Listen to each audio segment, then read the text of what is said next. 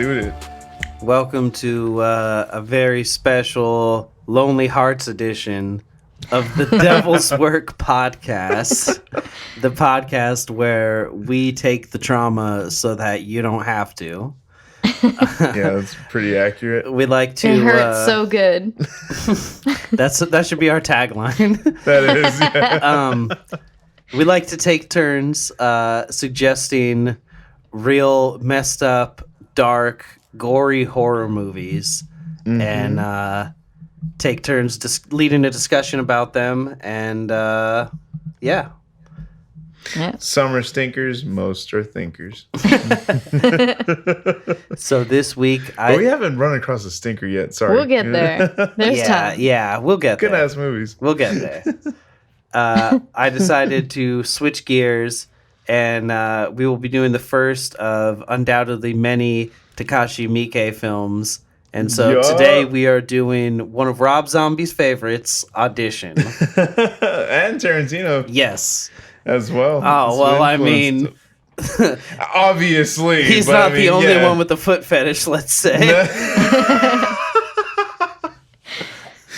No, yeah, it's a lot of people's favorites, man. Like whenever it comes up in conversation, it's definitely among people like cult classics. It's definitely a classic. It's such an oddity because to me, like in my eyes, it's like drama / romantic comedy for like an hour.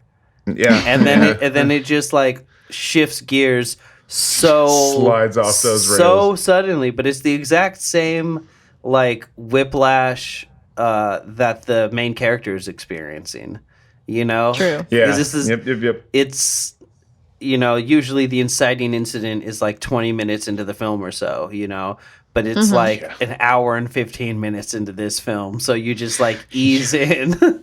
It's like this is the boiling water as opposed to the straight fire frog in a pot thing. Yeah, this is definitely this is slow fine burn. Yeah. This is fine. Oh, I'm dead.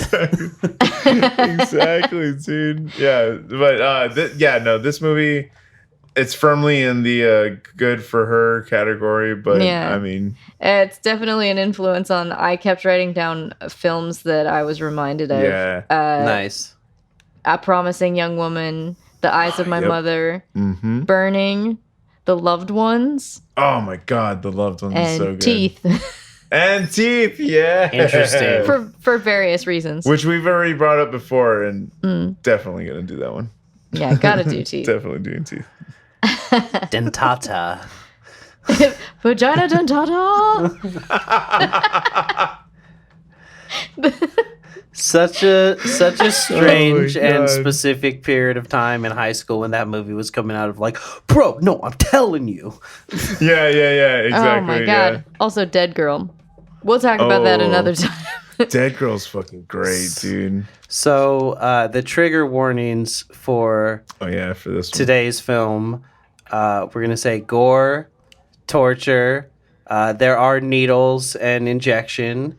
There's child abuse, implied pedophilia, and not direct sex acts, but very strange sexual content, I would say. Could say that again. Yeah. The implication. Yeah. Trigger warning, Dennis Reynolds. Here's another Sunny reference. Yes. I love it. Every episode. I love it. Exactly. Yep. I mean, it's pretty, but that's the thing too. Like, I feel like a lot of these things are, like you were saying, is implied. A lot of it is for sure shown, but the trauma that's implied is almost a little bit worse. Yeah. You know what I mean? Totally. Yeah. It's very psychologically effective. It's interesting how much of this film happens off screen, and I've never like read into it as much as I did on this viewing, and I just watched it today, like an hour or two before we all met up to talk about it. So it's fresh, baby. Very, very fresh in my mind, and I have some things that caught my interest that I'm looking forward to bringing up for y'all. So the short form synopsis of this film, this disturbing Japanese thriller follows Aoyama, a widower who decides to start dating again. Aided by a film producer friend, Aoyama uses auditions for a fake production to function as a dating service. When Aoyama becomes intrigued by the withdrawn, gorgeous Asami, they begin a relationship. However, he begins to realize that Asami isn't as reserved as she appears to be, leading to a gradually increased tension and a harrowing climax. Yep. Yeah, that climax is it's a thing to behold. That's pretty wild. Yes. Quintessential.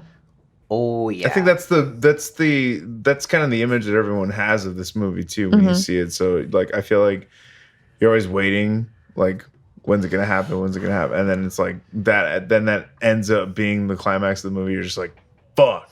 Yeah, Here we go. It's as bad as I remember. This is one I have on DVD, and it's interesting too that even like the DVD box art is like her in an apron and holding a wire. Wire. Yeah, like they don't like hold back from like they want you to know going into it what's gonna happen, but it takes so long to happen that like strangely brisk for a 2-hour film. Like there's so much time taken up with like this. You're used to actors, chewing scenery, but like the camera chews the scenery. It's true, yeah. In this movie, it's a good point. But you don't mind because it's all like so beautifully shot, and it has this like kind of interesting soap opera aesthetic to it. Absolutely, that's what I was gonna say. Like it really falls in line with this. Yeah, like you were saying, it feels like rom-com, almost like very disgusting rom-com, premise, but it felt like that was like the intention of like making it seem like, oh, isn't this just a goofy set of circumstances? Yeah. This is how I met your mother. Yeah, exactly. Like, isn't this a hoot? And then it's just like, no, we're gonna drive this train right off the fucking like tracks. at the time though, it like registered more as just like an innocent thing of just like, oh, well, this guy's not going to meet someone any other way and all these things, like whatever. But, I don't know if it's growing up or, the things that have happened in life and, like Me Too and just having a frame of reference for like abuse of power and stuff. But watching the movie now, as opposed to the last time I watched it, which was probably like 15 years ago. Yeah, like 12 years ago for me. I'm like, oh shit, this dude is just like, this is ridiculous. This is just like grooming and abusing your position and all these things. But it's like, he's not a bad person. He's not the kind of guy who, like, later in the film, there's an implication of like, oh, you just pick up girls from these things all the time. And it's just like, yeah, there's professionals that are doing that. And like, he did a bad thing, but like, and I'm not going to say his heart was in the right place, but like, he did a bad thing, like rather innocently, you know? So socially speaking, he did a bad thing, but like, he didn't mistreat anyone necessarily. His intentions weren't malicious, even though they were definitely misguided. Which makes it sort of a men's worst nightmare type scenario. Exactly. Which it was interesting. The article that I pulled up, it said that it was viewed as both feminist and misogynistic, all in one. And I can totally see that. It's so interesting because there's definitely like this theme that's like her trauma holds her back from like realizing that he's a great guy and he would like treat her well, but she's been like so traumatized that she won't even give him the opportunity and all this bad stuff happens, so it does sort of have this like I can see how it could be misread, but to me, it's sort of like, don't you see how misogyny hurts men too? And like patriarchy hurts men too? Like, even as a guy who's not predatory or weird, like as a guy, any woman can just decide, this guy's giving me these weird vibes and I'm going to peace out of here. And as guys, I'm sure all of us, I'm sure you and I both, like, I definitely have been like, well, that's annoying because what did I do? And like, just because other people are shitty, like, you're going to be annoyed at me. And it's just that, like, maturing enough to be like, no, that's fine. Nobody owes anybody anything. And absolutely.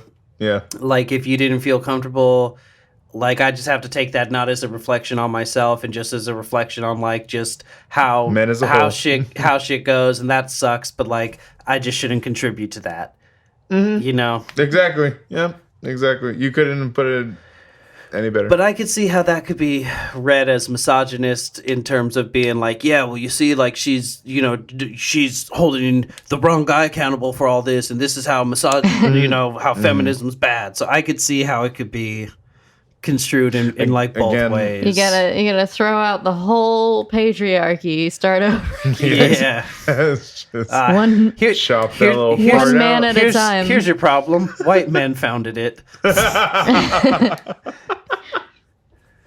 Gotta start from the ground up. Yeah, I really do think that the movie has it plays with these themes so very well, and it's like, I wouldn't say imbalanced, but it definitely balances like two very vastly different like ideas all at once on screen, with like, again, like the feminist part of like, yeah, it's good for her, but then again the misogynistic part where it's like, but the idea that like she's making such good points, but she's also a psychopath. exactly, that's what I'm saying, like exactly, which is a bit of a trope, like it's a misogynist trope, but also the points that she's making are extremely valid. Exactly the points that feminists are making, which so are, I think that's what makes this movie so fascinating. So I can't wait to get into this. Yeah. So you can watch. Well, I don't know where the fuck you can watch this, because we watched it on Tubi. But if you can stand ads, then it was on Shudder. It was until we Shudder, needed to watch it, and then it wasn't there anymore. Just buy it. Just own it. Yeah, honestly, you're gonna want to watch it once a month. Yeah, once a month at least. At least. Did you check yourself? Did you know it's Miike's first horror film? Really? Wow. Yeah. Ooh. That's fucking fascinating. Sam, way to, make a basket on the first try. Dude, fuck yeah. Yeah. Dude. That's amazing. I was reading something. I'm looking for it here. He fucking, I mean.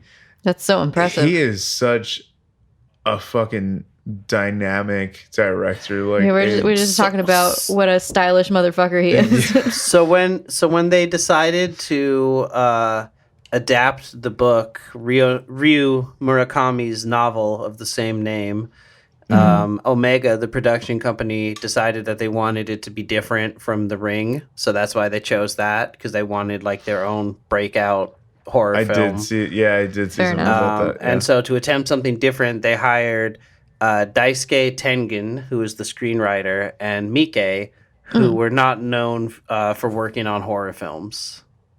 Cool. That's dope. Very cool, actually. That's a very... Well, they nailed it. Yeah, it's a great decision on their part, for sure. Yeah, and it worked out very, very well. Yeah, now it's one of the fucking most quintessential horror movies of all time. God, yeah, it truly is. All right, so let us get into this. Let's do it. So at the beginning of the film, we are introduced to Aoyama and his wife, who is in the hospital dying of, I guess in the book they specify that it's viral cancer. And she... Because is it specified in the movie? Because they don't say anything. I don't they don't even say anything. Yeah, she's just ill. She just dies. She just passes away. Yeah, she's in the hospital, and the son is like on his way with dinosaurs, which is so fucking sad. It's such a strange like motif or theme that's followed throughout the film, but everything involving the son. Yeah, at one point he's like, "Hey, I gotta go. They just announced the new dinosaur. Like, I got." The new dino just dropped. This That's so good. I like. P.S. His research on this, like you see some shit that's up on the screen, and like him talking about dinosaurs. Like I really got the sense that Takashi Miike was just making up fake dinosaurs because he couldn't be bothered to research anything.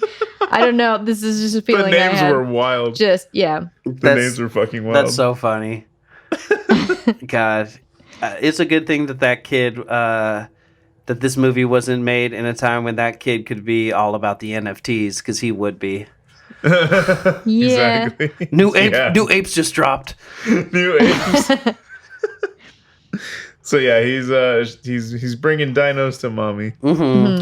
Yeah, and it's so You don't sad. make it. It's like a little school project that he like made for her as a get well card. Yeah.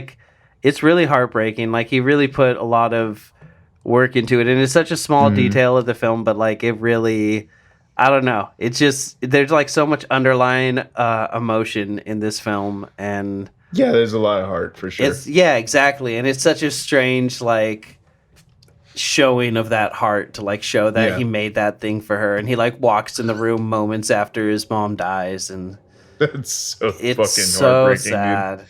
So sad. And then 7 years pass, and Oh, we get a great title card though.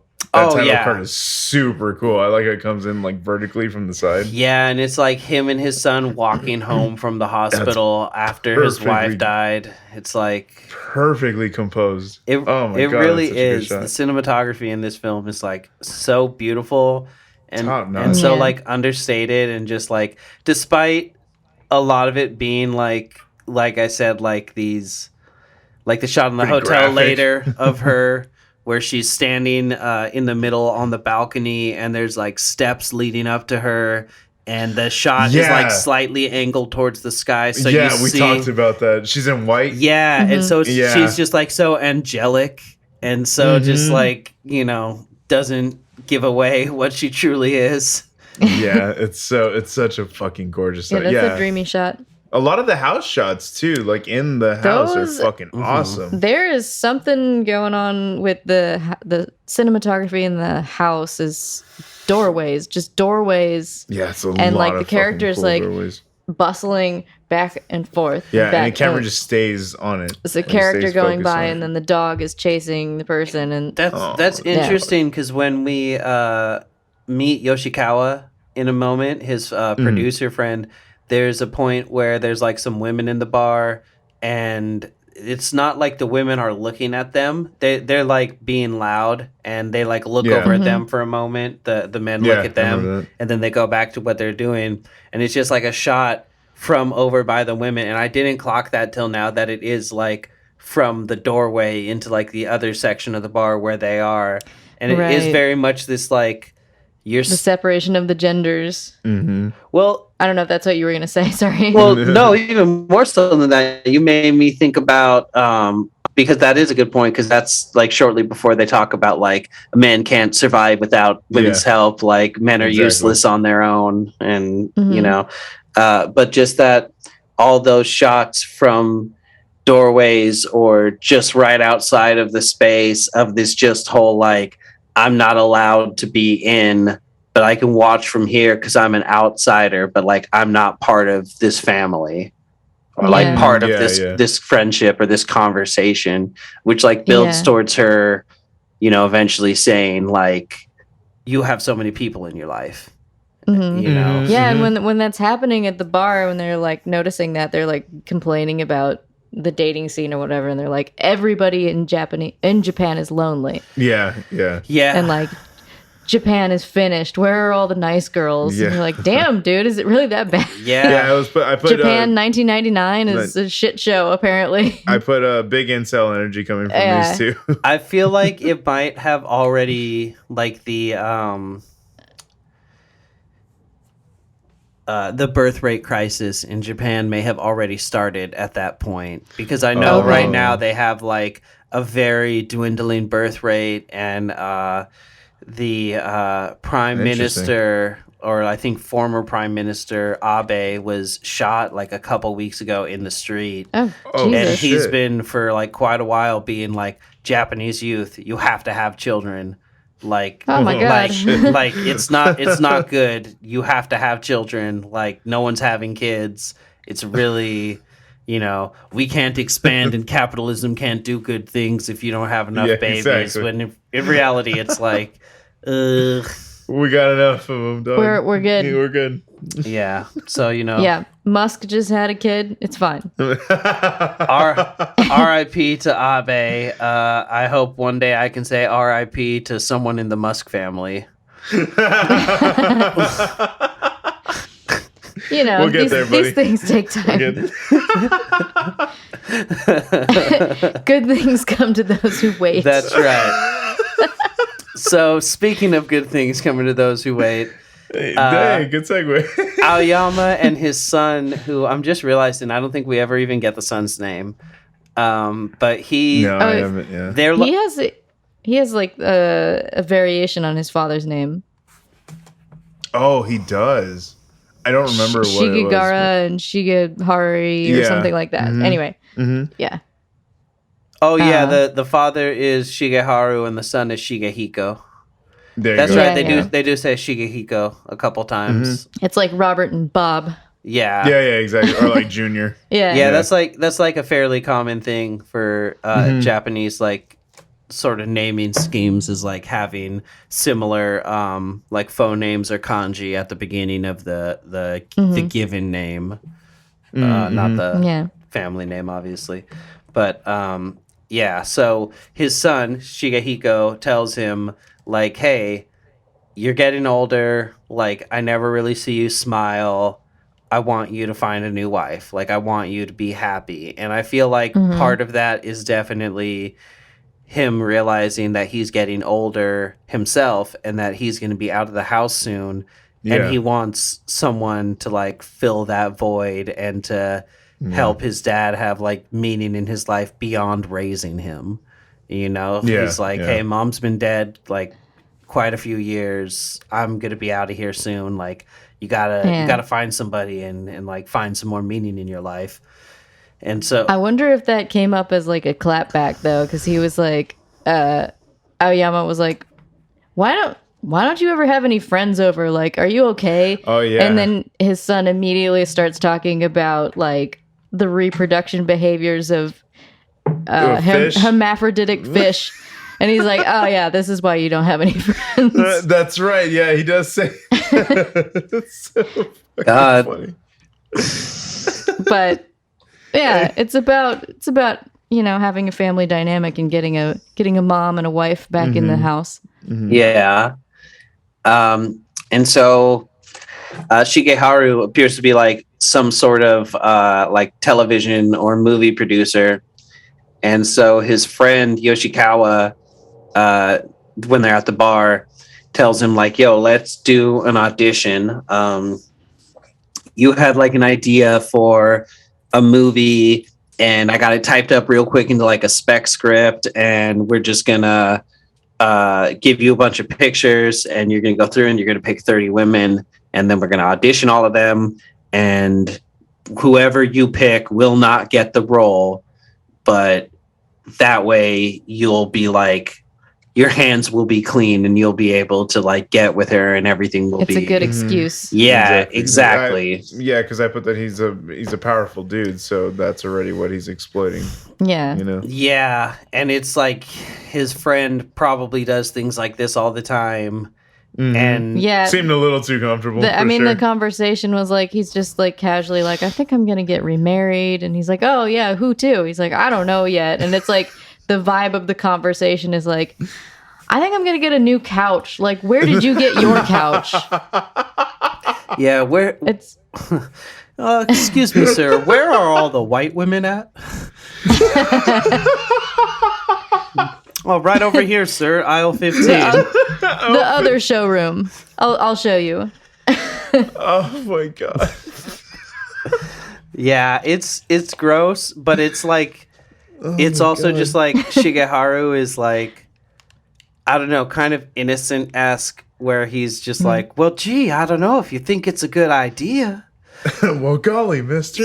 Yeah, like Yeah. he's just very innocently like he's talking about the kind of woman that he'd like to meet, and he's like someone trained in the traditional arts, which I assume means like someone who's good at making and pouring tea for me, like very exactly. like What the fuck? someone who can make me feel comfortable after a day's work. I genuinely like how I'm trying to find the good in this guy, and Evelyn is like providing the woman's perspective of just like, fuck this dude. He has no clue though. He really thinks he's a good guy, which is the dual problem of it. Exactly. It's just been going on forever. You know what? Yeah. And maybe that is like part of the problem is that like I view him and I'm like, well, he made this indiscretion, but like overall he's a loving father, and like, you know, we don't know what his prior relationship was like, but like,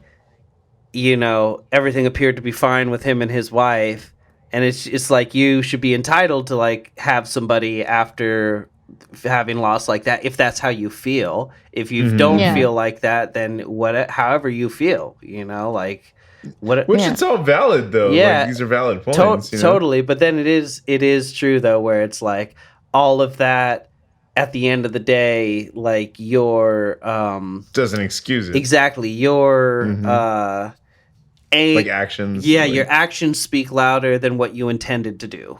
Yep. Yeah. Yeah. So exactly. So I do genuinely like appreciate that and think, you know, Evelyn's probably right there. That like, yeah, he is a piece of shit, even though he seems like a good guy and has these like redeeming qualities. Yeah. And that's a thing that we fall into so much in real life, is being like, when it's not something horrendous that another guy has done, when it's like he cheated on his girlfriend, or I know that he like sleeps around a ton and it's like not like a cool situation when he's doing it and all this. It's like boys will be boys. Yeah, we're so want to be like, well, it doesn't really have a lot to do with me and blah blah blah. Like I know he cheats on her, but like what am I gonna do? The moral thing and tell her? Yeah. You know? Yeah. Just like the fact that, you know, his friend paints this audition as like, it was just a way to go about it. Like, it's fine. But like, if you like step back from the whole thing, it's very scummy. He should have been like, it doesn't seem like a good idea. Yeah. No, like, I mean, I do definitely agree with,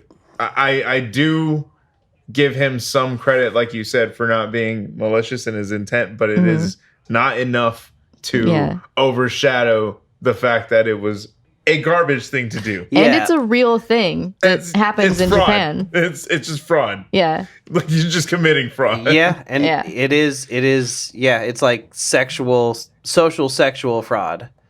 Yeah, and it's absolutely. And it's a thing, maybe not in necessarily like the exact same way, but that a lot of guys do, of like, coming up with like excuses and reasons that like make these things happen. So totally. And I think it comes from too having the perspective of like being so much older now, seeing this thing. So it's like we can't really give Miike the credit. I guess it goes to Ryu. I need to Murakami.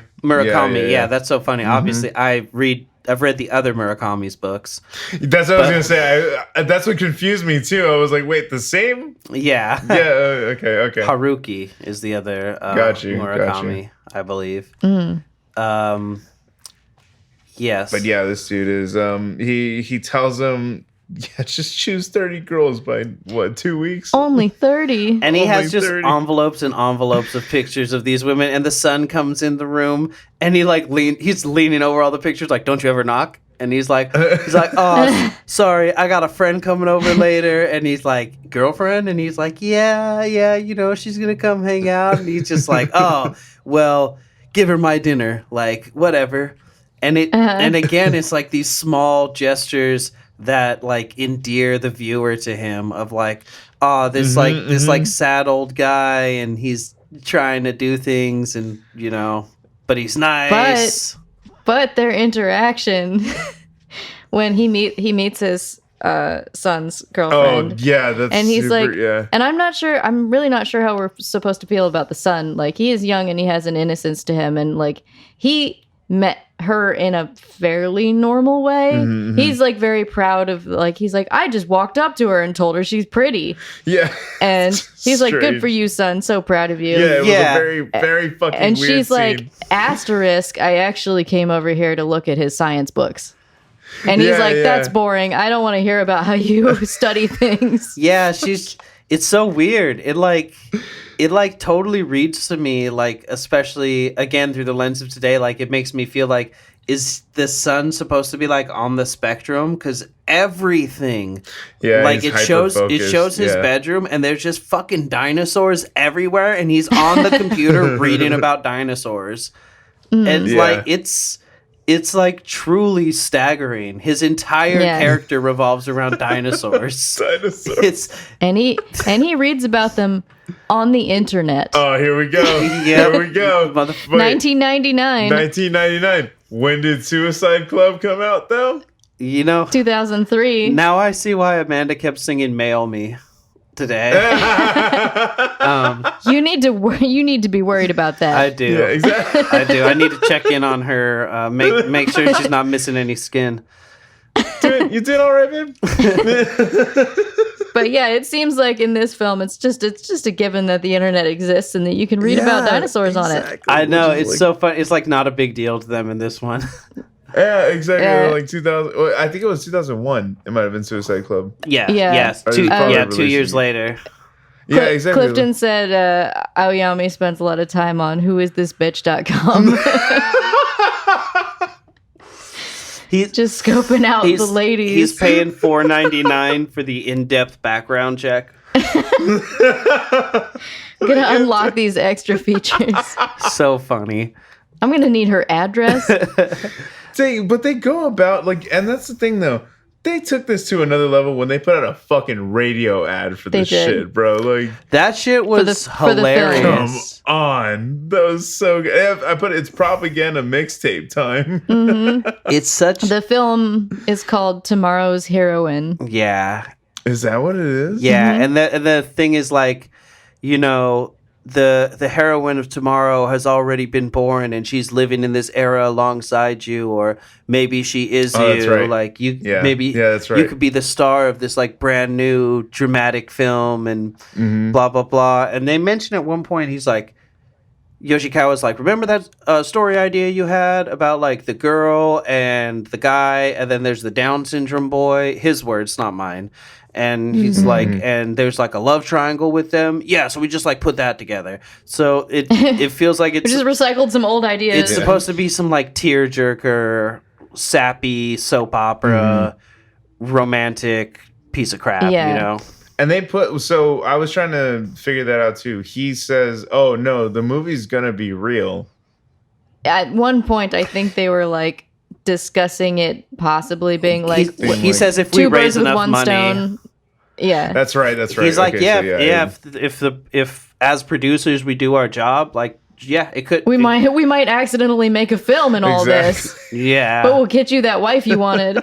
yeah. So fucking and terrible. Aoyama's worried about. He's like, but what if the girl I like actually gets the part? Won't that complicate things? And he's like, oh no, don't worry about that.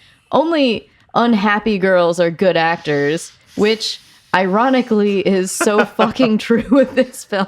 That's so interesting. That's a great line that like I didn't even pick up Yeah. on. But there's a few lines that I really did like think about. Like when he's talking about the dating scene, he refers to it as a game of survival or a game of torture. Oh my god, Yeah, Yeah, and he said, that's- and he says, it's so cheeky. and he says Japan is finished, so he's definitely directly implying that it has to do with the declining birth rate. So that Right. must have been a thing, because that's like a thing that Interesting. you'll kind of hear and see now and then in certain things. yeah. Just That's dealing fucking with like fascinating. more current social issues. Damn. And then there's a short scene where his secretary is like, I'm getting married soon. And he's like, oh, cool. And he walks away from her. And then she like follows him to the elevator. And she's like, yeah, so like I said, I'm getting married. So like I won't be in. And he's like, Oh, okay, yeah, for sure. Congratulations. Who you getting married to? You don't know him. He doesn't go here. And he's just like, okay, well, hey, congrats anyway. And gets on the elevator. And Amanda was like, oh, she likes him. Yeah, she just stares after him in a way that says, I am definitely not getting married. Yeah. Yeah. Her ploy did not work. Yeah. It's so sad. Yeah. But yeah, he's kind of clueless to like all of the clues that he's getting. Yeah. All the hints that he's getting. He's ignoring a lot of women in his life because they don't fit his beauty standard. Yeah, exactly. Totally, 100%. There's a secretary and his housekeeper later on. You're so right, Evelyn. He really just is a piece of crap. And it's He is, yeah. And it's See, as it goes on, there's less and less to like about him. He's a believable piece of crap. They don't overdo it. Although I will say, at least Rie, I think is her name, the housekeeper. She has a husband, so at least there's not a thing there. She puts out feelers and they're not received. Which makes me think like later on. she's been his housekeeper since before his wife died. So she's probably over the years like tried a couple things and she's ready to jump over to a new team, be a franchise player. Yeah. I wrote a note. I wrote, does this predate The Bachelor? That's a good question. Because it's kind of what he did. Yeah, basically. Yeah, I know. And The Bachelor itself is if only pretty The Bachelor problematic. was more like Audition, though. When he walked into the living room and the son's there with the girlfriend, I wrote, "Are you winning, son?" And then of course, sorry, go ahead. So The Bachelorette has been airing since 2006. Oh, Three. Is that before the funny? I just always thought The Bachelor started it and then they did The Bachelorette. I think The Bachelor did start. See, that one says 2002. It's literally just the year after. That's confirmed. interesting. The Bachelor copied this movie. There you go.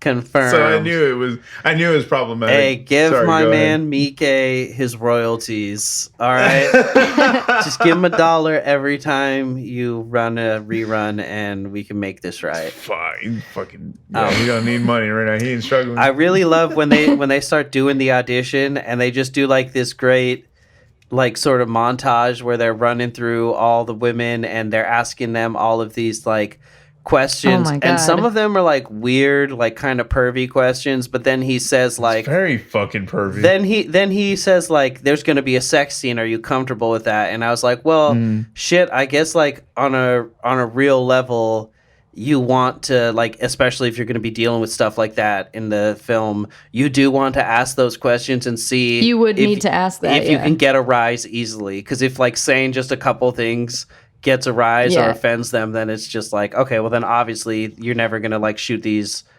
scenes that are in the film. But it's still But creepy. in the same montage, there's like cuts of women just getting undressed in front of them. And I got the feeling that those women, that it was supposed to be like sort of an internalized misogyny thing of like that one woman who shows up and she's just like, I'm wearing a robe, take the robe off, I'm in a bikini, what's up, cast me.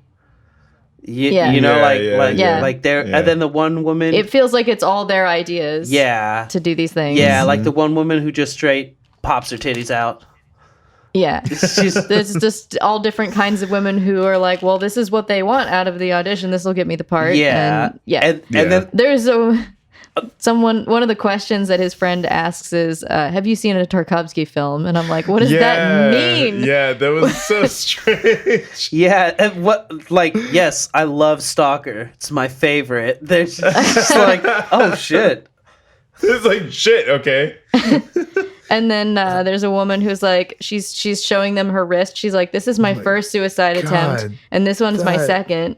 That was fucking wild, dude. I was like, what the fuck? Yeah. Yeah, just all of them. She writes like a little letter that she includes in her application, which makes me think that all of their applications have probably like a little essay that they ask them to write. apparently they were asked to write an essay, like an entry essay, essentially for Yeah, the and his role. friend was like, "Don't just look at the picture. You got to read what they say. It's important." Which is funny because like even though the friend is like kind of a piece of shit, I mean no, he is a piece of shit. He is a piece of shit. Yeah, Yeah, he's And- firmly in the scumbag fucking I bracket. keep just like passively saying like kinda, and I'm like, no, I don't want to appear to be like waffling here. I want to make sure you know. Listen, If I condemn a man, I condemn a man. Let's put this to bed right now. He's like laying out all the files in front of him, and he's like, "It's like choosing my first car." Exactly. That's so true. Yeah. Yep. That's so trashy. It is fucking trashy. It is trashy, but in a way I could understand what he meant in terms of just For in sure. terms of just being like, this is a big commitment, and like I haven't even really like seen the vehicle up close, but like I'm just gonna make a decision, you know? Right. Vehicle. And then, of course, you sympathize with him again because in all of this, like, oh, I could pick any one of them. He like zeroes in on her, and he like falls in love with her based on her essay. It's like fated. He like spills coffee and it lands on her thing, and then he sees her picture, and Amanda pointed it out. Side note. I'm so bad at like it makes me wonder if I have like just the slightest degree of facial blindness, which is a real thing if y'all don't know. But like I just don't really pay that much attention to people's faces, especially like the wife. I was just like, okay, well she's dead, so out of my memory. And then Amanda was like, oh, she looks a lot like his wife. And I was like, oh shit. I was like, I didn't even like really pick up on that. And then you like, see the hang on, I wife gotta back it again up. later, and you kind of in the picture, kind of see like she does look like a young her a little bit, you know. But he reads her essay, and she says something to the effect of like, I was a ballet dancer for 12 years and I damaged my hips when I was 18, so like I'll never like truly dance again. And when you have to accept that you'll never like partake in the biggest passion that you have in your life, it's the same as accepting death.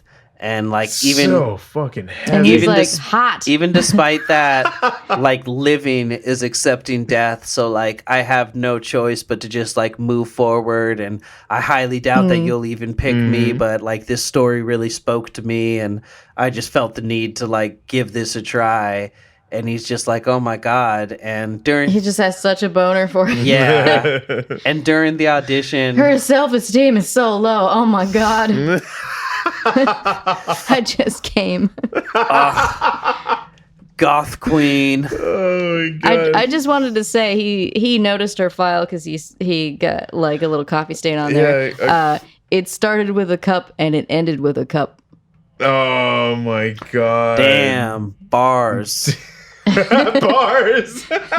That's like fantastic. That's like chef's kiss. That's absolutely. that's a fantastic Mike's on it. fucking read. Yeah. He's on it. And I put, man, a coffee stain really lent to this man's demise. Miike is like, he very quickly became one of my favorite directors when I saw like this and Ichi and a few other things when I was in high school. And it's just like, he has such a varied portfolio. Who else can do children's musicals, like hard-boiled, realistic Yakuza thrillers? God. And then he can also do like these otherworldly suspension of disbelief, like gruesome horror movies. Like fantastic. he can just do anything. He can and has done everything. Yeah, he's literally he's amazing. Whatever you like, there's a Miike film where he does it, and he does it great. Yeah, absolutely. Yep, 1,000 fucking %. He's one of my all-time favorites. I mean, again, like he's the most stylish director I've ever fucking seen. He did to movies what Persona did to video games. Like Persona 5 is just like the most stylish, like aesthetic, just like your brain is just bathed in dopamine the entire time from just like every inch of that aesthetic, and it's just so beautiful. Yeah, definitely. I love that before the I put it here in the before the actual audition starts.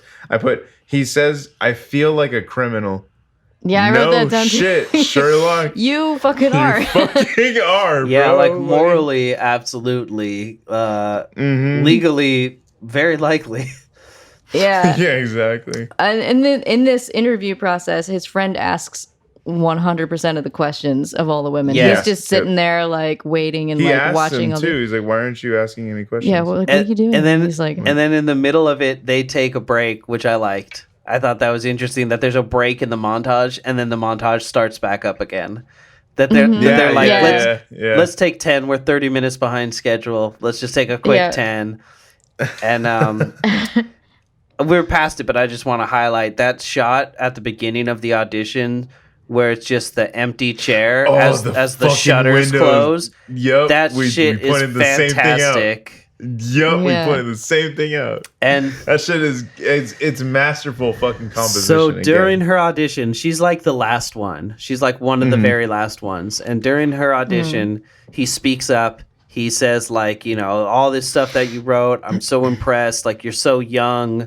You're only 24 years old, but you live so thoughtfully and you like understand all these things that, you know, most people my age struggle to deal with, and like it's just so much. And Yoshikawa is just looking at him the whole time like, dude, shut up. Like, what the like, you are doing way too much. Bruh, and she's just sort of like, pump the brakes, homie. She's just politely listening, and it's like, is there a question in there? Yeah. And then he's just gushing at her. Yeah, she's like, okay, thank you. And then they mentioned that her like contact reference, like she doesn't work with an agency, but she says that she's like basically on retainer for a record company, and that the director Shibata like knows her. And Yoshikawa is like immediately scared of her and doesn't like her.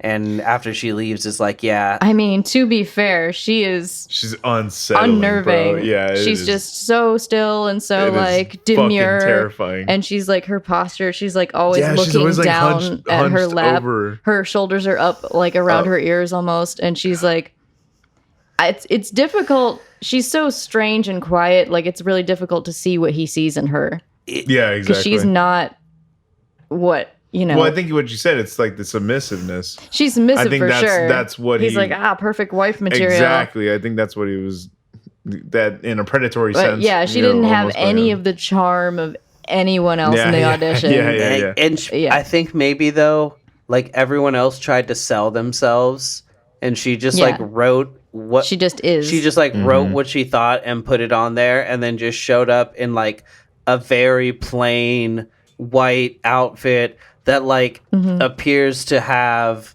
like a very, very light like floral design like near the center of like the top, but it's like so light that it almost looks like it's just a totally white garment. So she's just so plain and like pure, like non-existent. Essentially. She's pretty much always just dressed in white. Yeah. Nothing too form-fitting, like very modest. And like we said, we got women just straight stripping when they show up, and women in bikinis, and women that are like, you know, I'm an acclaimed actor and blah blah blah, and you know, they're all trying to sell themselves and talk themselves up and everything, and then his secretary is like, "Hey."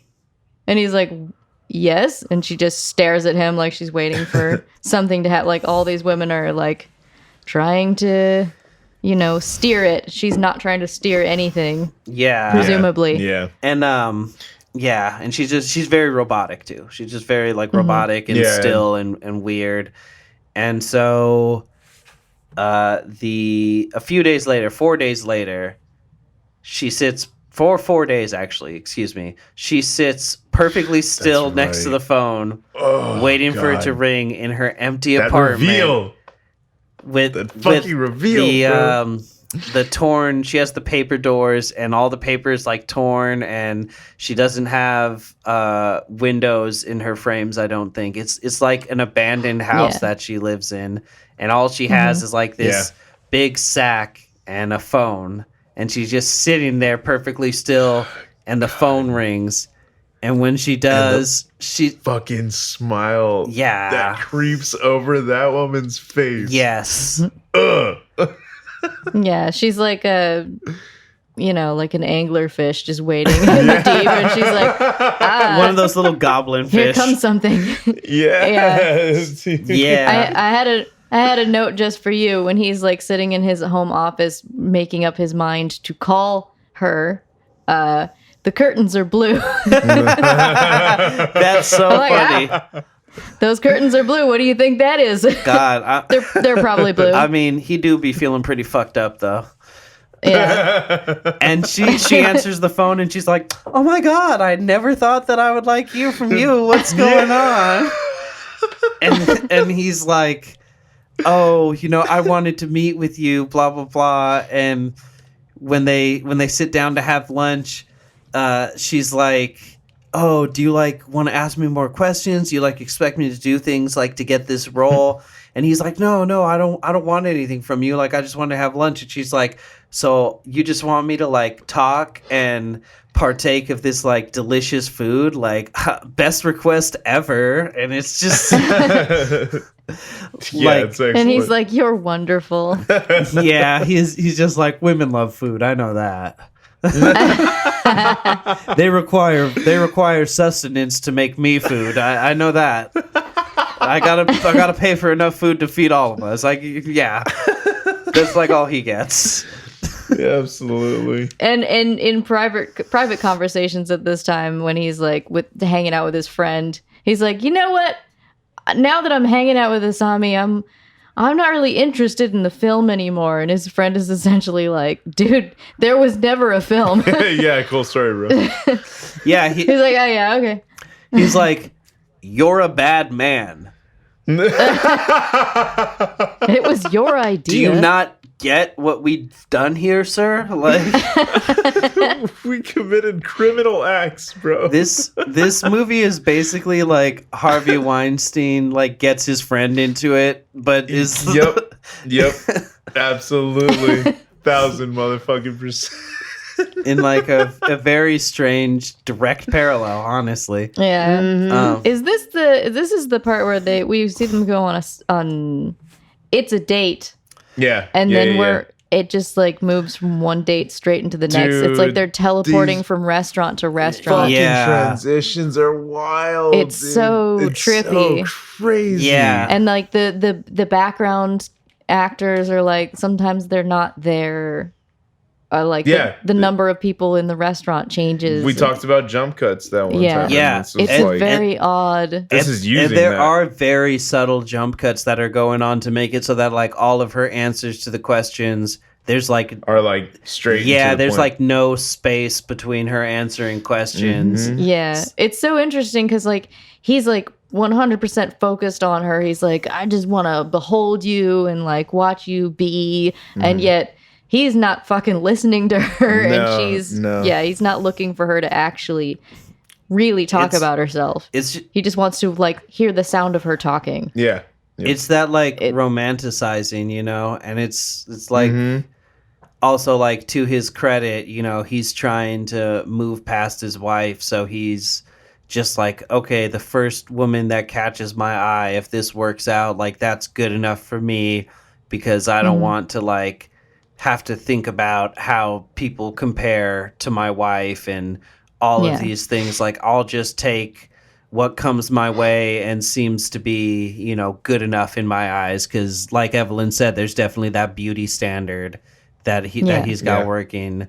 So it's I'll just be with a beautiful girl, and it doesn't matter that much. She just has to have intelligence and a passion is basically how he feels, and he thinks that's good enough. You know what I mean? Insert the rest Mad Libs. And it's not about them having anything in common. And I think that's a kind of a real thing with older people, is you kind of see how people in their 60s meet and 6 months later they're married. And it's and they'll go the distance for the rest of their life. Whereas in your 20s, if you get married in 6 months, good luck. Yeah. Yeah. Yep. Yeah. So But I absolutely love how, like you said, like that is a thing with older couples because it feels like he feels he's on borrowed time. Yes. He's like, I just need to fill this hole in my Exactly. household. His son is basically like, bro, you could die at any time. And he's really only, I think he's like 42 or something. Yeah, that's what I'm saying. He's really not that old. Dad, he doesn't look that you're old. a dinosaur. Exactly. Shut the fuck up. And I would have to say, like, just based on like your eating habits and like the way that you like to like lounge by the water side, I would think that you're like a Diplodaplosaurus. And he's just like, son, I hate you. Why are you this way? Why are you this? Go back to your room. I didn't teach you this shit. And so Yoshikawa continues to be like dubious of her and being like, come on, don't rush this and blah blah blah. And he says you're in love. You're so in love, so you can't think straight. Yeah, and he tells him like, hey, I looked into it, and that Shibata dude disappeared a year ago, and we can't reach any of her references. Like this person who's supposed to be her manager is missing, and let's raise up another red flag. She did say he asked her about him, and she's like, "Oh, I actually haven't met him." Yeah, she has an answer for everything, and basically it boils down to like, I'm not really an actress. This would have been my first role. I just took advice from like some friends and totally bullshitted my resume to get in that room. Yeah. And he's just like, which it works. He's like, oh, that's so cute of you. And he's like, cool, doesn't matter. I really don't care if you're an actress. That wasn't any of the point of what I was looking for. He's like, hey, funny story. I wasn't actually being truthful either. And she doesn't she? She asks him like, what's going on with the movie, and he's like, oh yeah, it didn't work out. Well, it's not getting made. Well, when she asks him that, there's like a beat where I feel like he thinks about telling her the truth. He almost, he's like, he sighs. He's like, well. He brings it up, actually. I think she brings it up at one point, and then he brings it up later. And he's like, yeah, so there's news on the movie now. And then, like you said, he's like, well, this is happening and that is happening. And it's like on hold now and blah, blah, blah. Yeah. Like, instead of being like, there's no movie and I'm a piece of shit. I abused my power, and that's how we met. And there are echoes to that scene on the far side of the film, which kind of play with, like, I assume it's like his subconscious being like, how would this have gone differently if I had told the truth? Because we play that scene again in different ways. Yeah. Yeah. Yep. Which we'll get into. That's a really good read on that. Mm-hmm. And then I'm just trying to remember where exactly it happened, but there's a point where he has a dream after he meets her and is like spending time with her, and he like sees his wife, and she's just like watching him, like she's like hiding behind a tree. And he just like sees his wife in his dream, and I want to bring that up more as we move forward, because that is like a big part of the read that I had on this watch through. Yeah.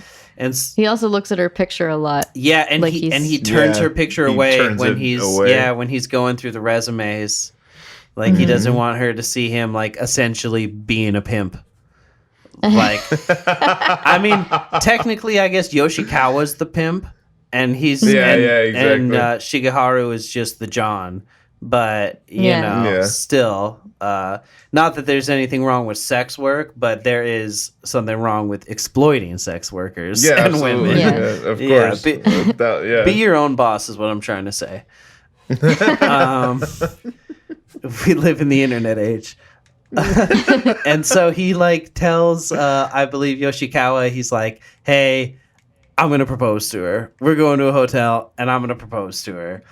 And so they go to the hotel. Jesus Christ, this is a second, third date. Yeah. They've probably been dating for like a month or two, honestly.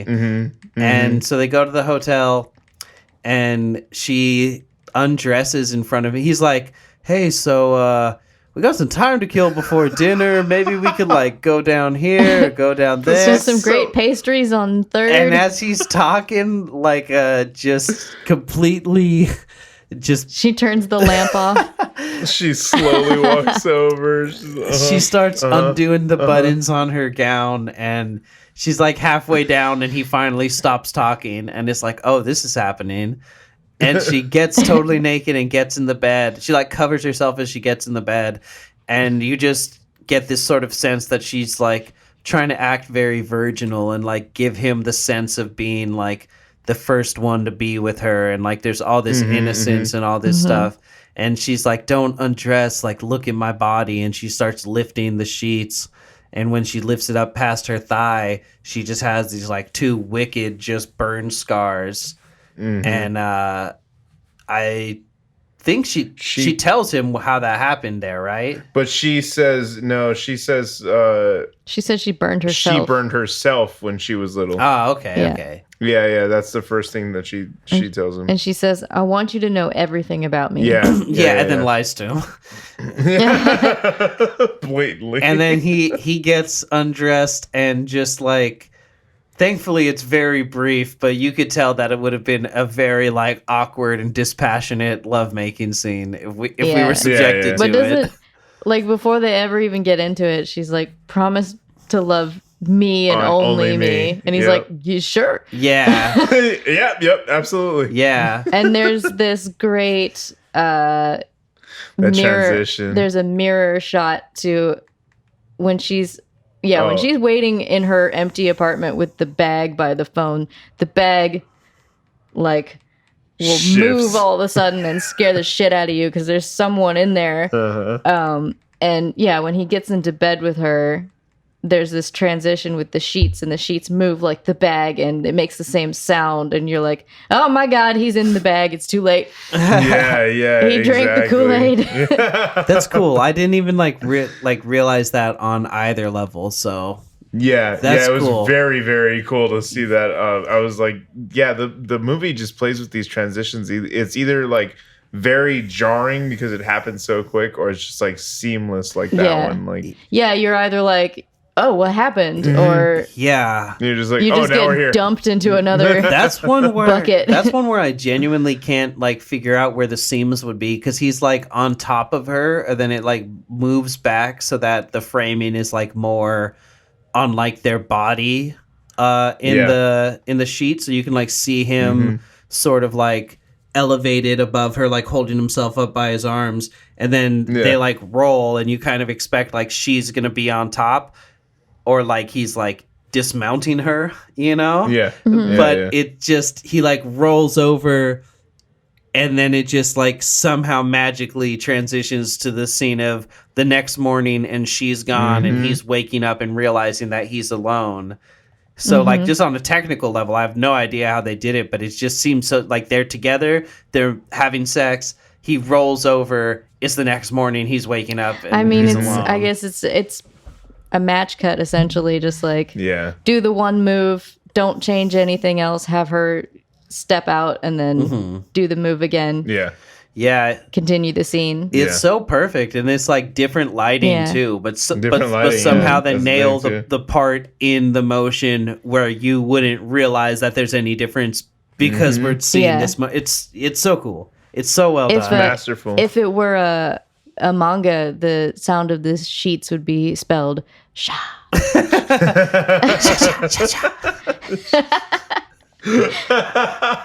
It's one of my favorites. So good. I appreciate that since I'm busy doing the synopsis, you had to inject the manga into the episode for me, so thank you. We got you, though. We got you. So she disappears, and he decides that he's going to track her down, and he starts like, using her resume. He's just a criminal. Yeah. Like 100%. The man's just a criminal. He starts adding fucking breaking and entering to the rap sheet. Yeah, too. he's a groomer. He does B&Es, and he's a stalker. Exactly. A real sex pest, as they say in Australia. Cinematography note, up until this point there had been like pretty balanced, like a lot of nice symmetry and like still shots of rooms, And from this point on, from the moment she disappears and he's like, where the fuck did she go? It's like she fell off the face of the earth. There's a lot of like crazy Dutch angles. Yeah. And the movie is never quite straight again. It's just it just like becomes more and more of a fun house as it goes. Including we'll just put a tack in that because that'll come up again in just a moment. But fantastic note. Thank you. That's why it's good to have someone who's made a movie in their damn life on the pod. Me and Joey are just like, camera, make beautiful image. Evelyn's like, yes, well, there's a human behind that camera and they have to do things. I don't know. We've all dabbled. We've all made some stuff. True. That's so fucking funny. But yeah. It's good to have some expertise in the field. So camera make pictures. So he starts like trying to track her down, and he all of a sudden realizes like, oh my god, this is the lead, the ballet studio. So he goes to the studio, and like Sideshow said, he has to break and enter. He comes up, and the door is just like boarded up, and he's just like, shit ain't gonna stop me, and just breaks in. He just, like a bear, just ripping open a car or something. What's a lock but an obstacle? Right. And when he goes inside, there's just like an old man with what look like ancient, like several 100-year-old like prosthetic feet. Like they have they have like wooden blocks like sewn or attached to the bottom of the feet, similar to like, I don't even know, sewn. Yeah, listen to those motherfuckers are nailed in. Yeah, well, however the fuck they're attached. Yeah. But it just looks so similar to like the sort of like wood block shoes that you'll see in like certain like feudal era stuff, you know? So it just looks like something from that era, not like a contemporary prosthetic. And it just sort of like builds his aesthetic as like a weirdo character. And he's just sitting there playing the piano, and Aoyama walks in, and he's like, oh, I'm looking for Asami. Like, you got to tell me, did you ever have problems with her? And the guy's like, oh, Asami. All this like creepy, gross stuff. And it get pretty bad right here. This is where the child abuse comes in. So I think that Aoyama's wife is like interacting with him from the beyond and giving him like visions or like psychic power, because he has like a bunch of visions from this point on. Like the things that he shouldn't know about. Yeah, and that's the only way that I can think to like make sense of it. It's like during this scene while he's talking to this guy, he like has a vision of her as a little girl dancing, and this guy being like, dance for me, and all lecherous and weird with her. And he has all these like steel pokers in like sitting in a fire. And he like crawls over to her and holds them down to her thigh when she's like a little girl, like less than 10 years old, and burns her. And I get the vibe that he did that to her repeatedly, like when she refused to dance for him, because it seems like this is where like the like implied sexual abuse and pedophilia comes in, because there's like a point where you see her dancing for him and he's just like sitting there playing with himself watching. So it's like, you know, it's a real gross thing, but it's like a very particular gross thing where it's like, I don't know if you could say he's molesting her, but he's doing something to her. Definitely you know what I mean? Appropriate. It's not okay. It's real fucked up and weird, but very particularly fucked up and weird. The placement of the burn wound is like, oh yeah, that's also for sure. Yeah, you see versions of it where she's a little girl when she's being burned, and then like I assume is like her flashback memory of it where she's an adult in the same pose, but like this leg spread pose, like she's posing in a way that he's instructed her to pose with her legs spread open, and then he just burns her in her thigh. It's very, nothing sexual is happening, but it's very sexual and in Yeah. In nature, context. for in the sure, language yeah. that it's like expressing, in like the language Yeah, of and film. and it gives you the impression that like that there's no way that this is all that it is. Yeah, it's Yeah. it's Yep, obviously yep. messed up, but I guess just for people to know what they're getting into, that it's that this is what's happening on screen. Yeah. We can definitely come back to this one because this like that's a great read that you had of it, that his wife is communicating from beyond. Because We definitely saw a little bit differently. Yeah. later it's revealed that she killed him, that Asami killed this guy who is her stepfather. Which means He was. he did he even meet this guy? That's what I'm saying. Yeah. The building was Yeah. the building was boarded up, but when he goes in, this old man is sitting there playing the piano. An old man in a wheelchair with what appear to be like ancient, decrepit, prosthetic feet. Like yeah, like it doesn't seem like he met this dude. And then in the next place that he goes, he has a similar like weird experience. yeah, and he goes to the bar that she said that she worked at, and the bar is closed, and some Yep. guy who's just walking by is like, "Oh no, they're at My favorite character. Yeah. So fucking funny. passerby man. He the nosiest son of a bitch you ever done seen." he's going by with his bag of food, and he just goes by. He's like, whoop, and then Oyama's like, "Hey, do you know anything about a restaurant that was here?" And he like backs up into the doorway, and he's like, "Oh yeah, it's closed down." And then he like steps out of the doorway again. He's goes like, "Well, where do I ask about the owner?" And he like backs up again. He's like, "Oh well, anyway." And then he just gets really invested in Yeah. gossip. And, Oh my and God, this is dude. where like you said, there's all those like Dutch angles, and everything is so like Yeah. everything is, it's like a fun house that they're standing in. This just Yeah. like weirdly And the built. light, Gorgeous, it's dude. like bright pink in there. Dude, that lighting. It's so like neon. it's so yeah, good. it has So has a very good. particular like Tokyo nightclub aesthetic. Just like Mm-hmm. in this building, tucked into one corner is this little bar. Yeah. And the guy is like, "Oh yeah, well the owner was killed about a year ago. She had a boyfriend who was in the music industry, and she was murdered. And because the building is like built real fucked up and strange, it's like lopsided, and her blood actually Oh, the came blood. under the door, and so we called 911." And so Such a good detail. so it's like dude. interesting that it's like a physical thing, that the places he's going to like actually are askew, and like it's not just in his mind, you know? Yeah. It's like all compounding in this like strange way. And then he has another dream.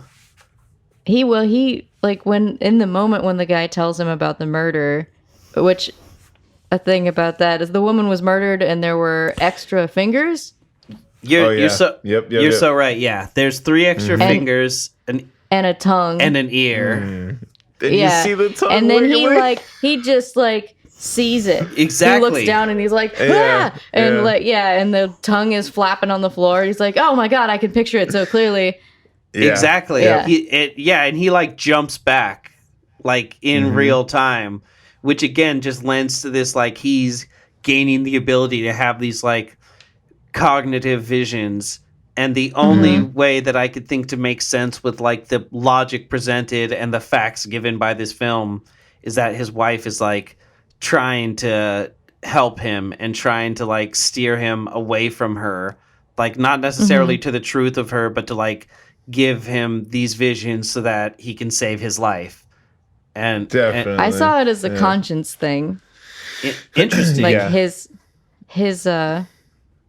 because Because he kind of feels guilty. what follows is there's so much packed in there and it's all I have a theory anyway. Yeah. No, it's fat. I really like this read of it too, and I think you might agree with I'm it looking once you hear it. forward to hearing it. So It's just because like I think it has to. We have to get to that ending point for this to kind of like make a little more sense. yeah, so totally. I'm looking. Keep it in the oven. I'm looking dog. forward to hearing. Keep it in the oven. It's broiling. Is that what ovens do? I don't know. It's one of their many One of wonders. their Okay, good. So while he's doing all of that, we see from what is like obviously Asami's perspective. She goes into his house somehow. Predator visions. What's that? That was so Predator vision. She has predator vision. She just descends upon his house. Yeah, she's moving quick. She's moving like a cat with a collar cam. This is how she sees the world. Exactly. She like moves through the house and she finds like a picture of his wife and there's the dog. Like right before that, we see Chekhov's beagle. Yes. We see the housekeeper Do nothing. feed the dog in the dog bowl, which foreshadows several things. And Yes. the dog then like I think hears the sound and like walks off screen, and then you see like it transition from day to night, and the dog never walks back. Yeah, this very happy friendly beagle that's this been little floppy going back and wonder. forth across doorways all movie long. Dude. Oh, he's so cute. This movie must be on that website. It's a website where you can look up movies and be like, it's called doesthedogdie.com. Yes. Yes. So she comes into the house and we see her perspective, and she finds the picture of his late wife, and she goes to his liquor, which funnily enough, like she drugs it, but I feel like that was also meant to be like, you love this. Like this is a thing you love, because throughout the whole film, he's just like sculling glasses of whiskey constantly. Yeah. And when tossing him when back, he's hanging out with her too, he just pours like a whole ass glass of whiskey, and I'm just like, damn, dude, like Goddamn, I don't think bro. you need that much. Yeah, he has a nighty night cap. And so he pours his get home drink after his hard day of detective work and psychic visions. And noting his tone here, he's like, long day, time for a drink. He does not seem all that distressed that he cannot find the love of his life. That's true. Yeah. He's like, Yeah. I'm tired. Yeah. That's true. Anyway. He's ready to toss one back and watch Sports Center, call it a day. Yes. So he just like he stands up, and it's like that TikTok trend where it's just like standing up after mixing beats all day, and they fall over. So you fall down, yeah. He just like falls over immediately, and then he just descends into like the most visions that he has over the whole film, and they're It's a just fever dream. there's only two ways that it makes sense that he could like get these visions. One is that his wife is like actually doing this shit from like the other side, or two, she's sitting there next to him explaining all these things while he's like blacked out. And that was literally that was our read on it. But I feel like the fact that he met the ghost of her stepfather like really makes me feel like that, because because she's talking to him, and I just got the impression that it's like she just went full story time on his ass. She's like describing in vivid detail. But he met the stepfather before that when he went to the ballet school, but the ballet school is all boarded up and condemned, and the man is disabled and a double amputee in a wheelchair. So like it doesn't make sense. He's like coming and going from this building, you know?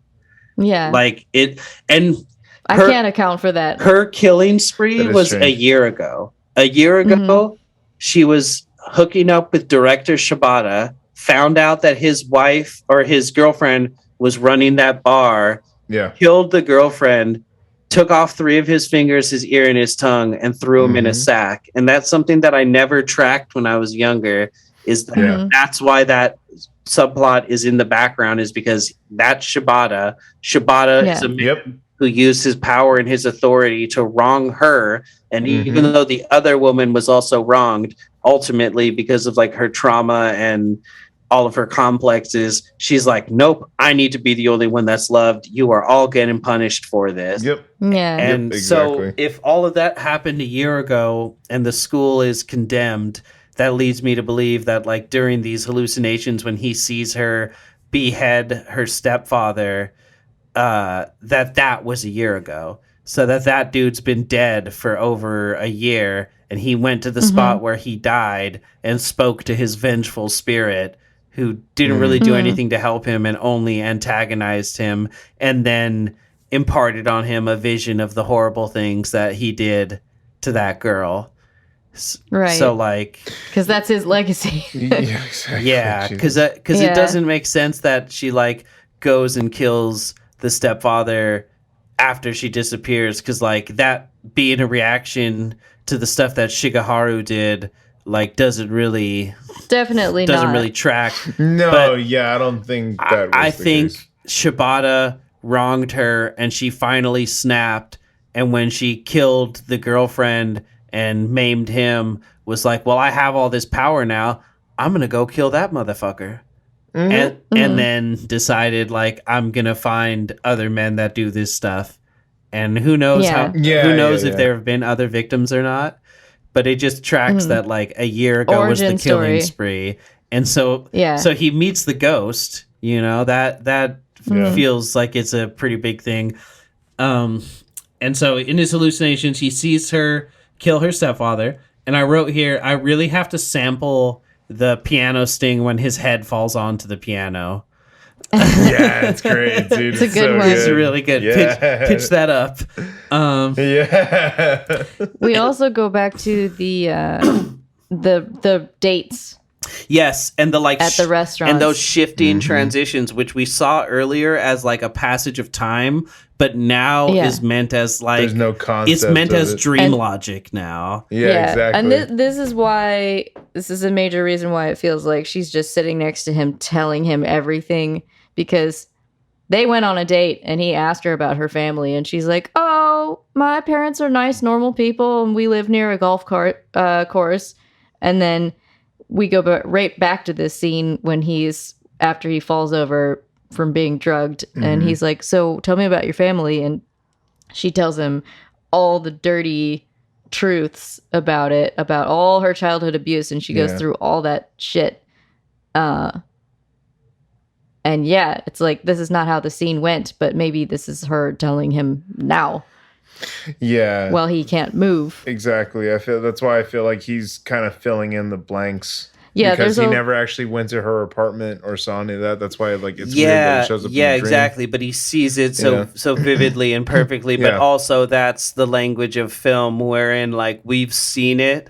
So, like, as people who have designed a set, like, they're not going to waste the money to design another set that's, like, what he imagines her apartment to be, because they just want visually to portray that, like, he's seeing her apartment. So, like, that does come into that, like, liminal space of, like, what is metaphorical and what is real. And then when you're, like, seeing something that's, like, in nature so highly metaphorical, it then becomes so much harder to peel apart, like, what are we actually supposed to feel about this?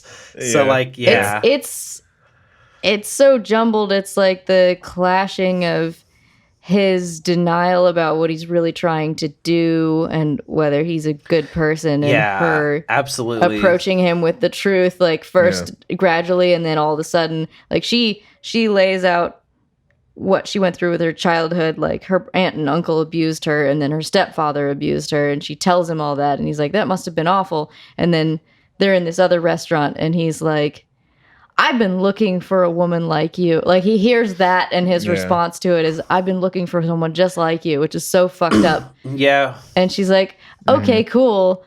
And then there's this vision of like at the next table over is his wife and his son as a child, and then also sitting at the table with them is his son's high school girlfriend for no reason in particular. And he's like, let me introduce you to everyone, and his wife's just like, not her, darling, please, not her. Like, and it's like, I really love the implication that, like, on the read that I just had of this film, of like, I'm breaching the wall between the living and the dead to reach out to you, to tell you that she is not the woman for you, and it is she ain't it, and dog. It is not that I do not want you to love again. It is not that I want to be selfish. Just not her. Not that you shouldn't move on. This one's a lizard woman. Just not her. And I feel like there could be even a middle ground where it's like, because I feel like, yeah, she could totally just be giving her villain monologue while he's drugged. But I feel like even this too points to like his wife's spirit trying to interfere and be like, wake up, dipshit. You're laying on the floor and she's about to do bad things to you. And I've been trying to warn you about this. Yeah. So And there's a lot of like dream / conscience stuff. Like he has these weird cross visions. Like he's in Asami's apartment and she's like, I want you, and she like very aggressively like the most opens his aggressive pants. blowjob ever.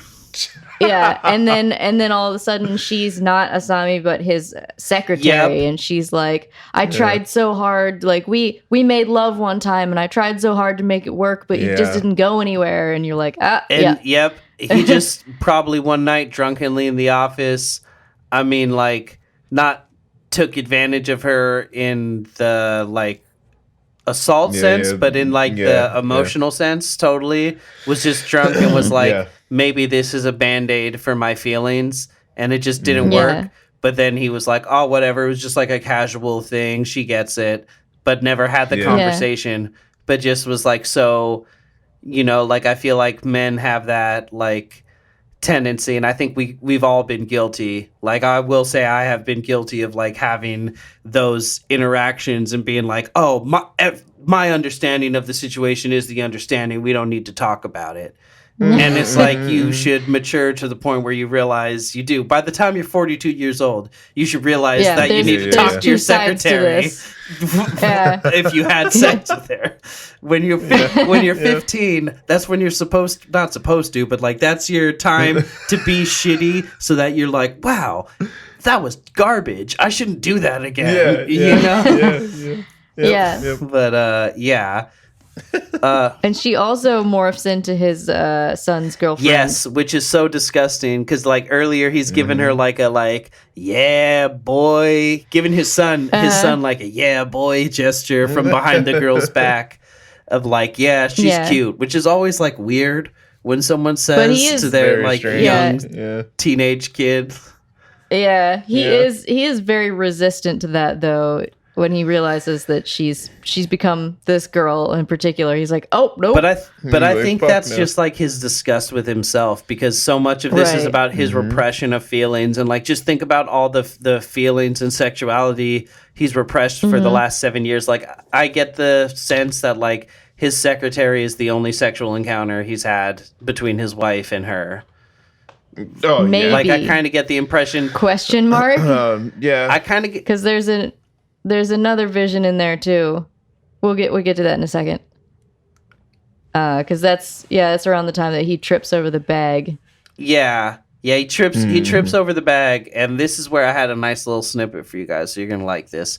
So he trips over the bag, and we see like the mouth of the bag, and it opens up, and this like, I called him the dog man in my notes, because that's just like what I think of. And he comes out and he's missing. It's so grotesque, like extra grotesque, that it's not his first three fingers. It's his pointer and his middle finger and his ring finger that are missing. So he's got, or his pinky that are missing. So he's got his ring finger and his thumb on his right hand, and his ear is missing and sewn up, and his tongue is missing, and there's like, you can see that there's like sutures holding like his it's fucking disgusting, tongue stump together.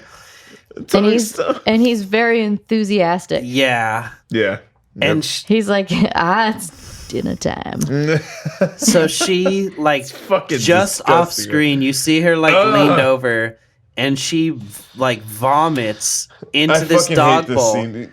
I hate this scene so goddamn much. So I read that she is a method actor.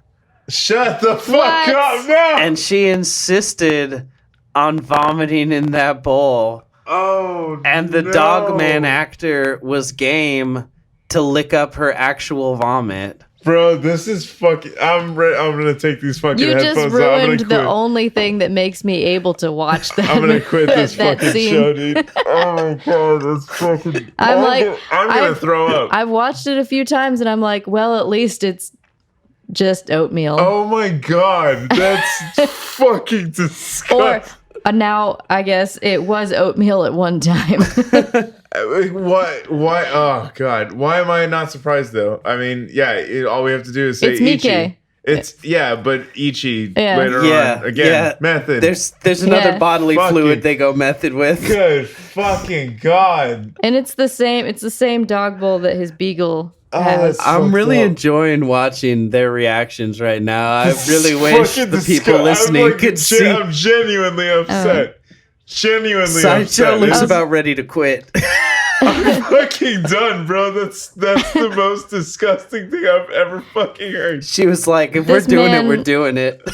Oh my god. And he licked This man he also puts his has- face in it for so long. He loves it. Bro, he's lapping it up. Ah! And he's like sort of bowing down to eat. Like he's like, thank you for this gift. Yeah. Oh, it's fucking disgusting. And he has no feet as well. Yeah. I don't know if we mentioned we didn't that. mention that he was missing his feet because I was so excited to tell you about the vomit. God fucking damn it, bro. This scene is very The Eyes of My Mother, by the way. Yeah, and I don't know. I mean, if it's anything more tame than this, I'll take it. But Jesus fucking Christ. Yeah, this is I definitely feel an like a influence guy in who that just movie. told someone's kids that Santa Claus isn't real, and it's like a hell of a high. Like, it feels great. My relationship with this movie has changed. Yeah, bro, absolutely. Like, how the fuck are people gonna say that? Like, the ending is the worst part. That's the fucking worst part. Yeah. And then, of course, Dream Vision, like, the child version of herself is petting him on the head. Like, he's a good doggy. Christ, man. Oh my god. Dude. And then she says to Ayama, do you promise to love me and only me? Because this is a mishmash of all the things. it's so disturbing. Yeah. So fucking disturbing. Dude. And we also see his housekeeper on the stairs of his house sexually embracing the man from the bag.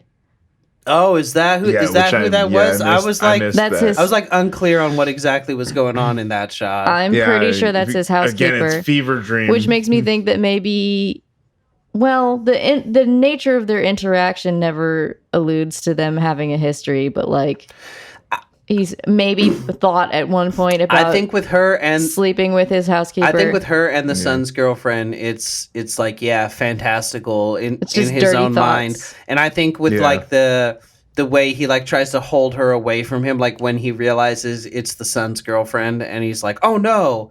I think it's just him being disgusted with himself, but like on some sort of subconscious level, like admitting to himself, like, "Yeah, I want to bone my son's girlfriend." And it's just him Yeah. being Yeah. like, "Oh no, Yeah. I'm so disgusting for this. I'm so disgusting." But it's just like, Yeah. you know, like And the that's why he's housekeeper is getting like- off. Yeah. Exactly. Ew. she's holding this horrible disfigured man, and she's like looking at him and being like, you know, men need women to support them or they'll exhaust themselves, like saying that line that she said before. It's almost It's just it's like- almost like voyeuristic. It's almost just like, does he feel like he just like watches her when she's in his house and Yeah. thinks things, Yeah. you know? Yeah. Yeah. And then one of my favorite moments in that montage of he's sitting in the audition chair in that studio where they did the audition, and he's just very honestly straightforward. He's like, my son said that I looked exhausted and said I should remarry, and that's why I held this audition, which is not something he ever said. Admitted to. But yeah, just like this is a little drop of honesty. I'm Yeah, a yeah. liar. I'm a big liar. yeah. Yeah. I met her under these false pretenses and I deserve what comes next. And that leans into like, I think there's like a middle ground. I think she's like explaining things to him while he's there unconscious. And I think that it just feels undeniable to me that he met a ghost in the middle of this film. Yeah. Who like gave him another vision. and that he sees his wife in the middle of this vision, and that like makes me feel like through that sort of connection and magic or whatever, that's what allows him to like actually see these things in his mind's eye in these like Right. moments between what's about to happen. And because when he has his like final vision in a little bit here, really like less than a second passes in real time, but he like withdraws and has this whole like revelation and everything, and then snaps back into the moment in this sort of like light flashing before his eyes kind of way. So so it's like I could see her explaining all of this to him, but I could also see that like in the time between him hitting the floor and her walking in the room to get him, which we see. Because we see that again. Yeah. Yeah. Like I could see that he has this whole vision right then before she even like gets in the room, you know? So it could go either way very easily. And I think the two like reads can like very easily coexist. Sure.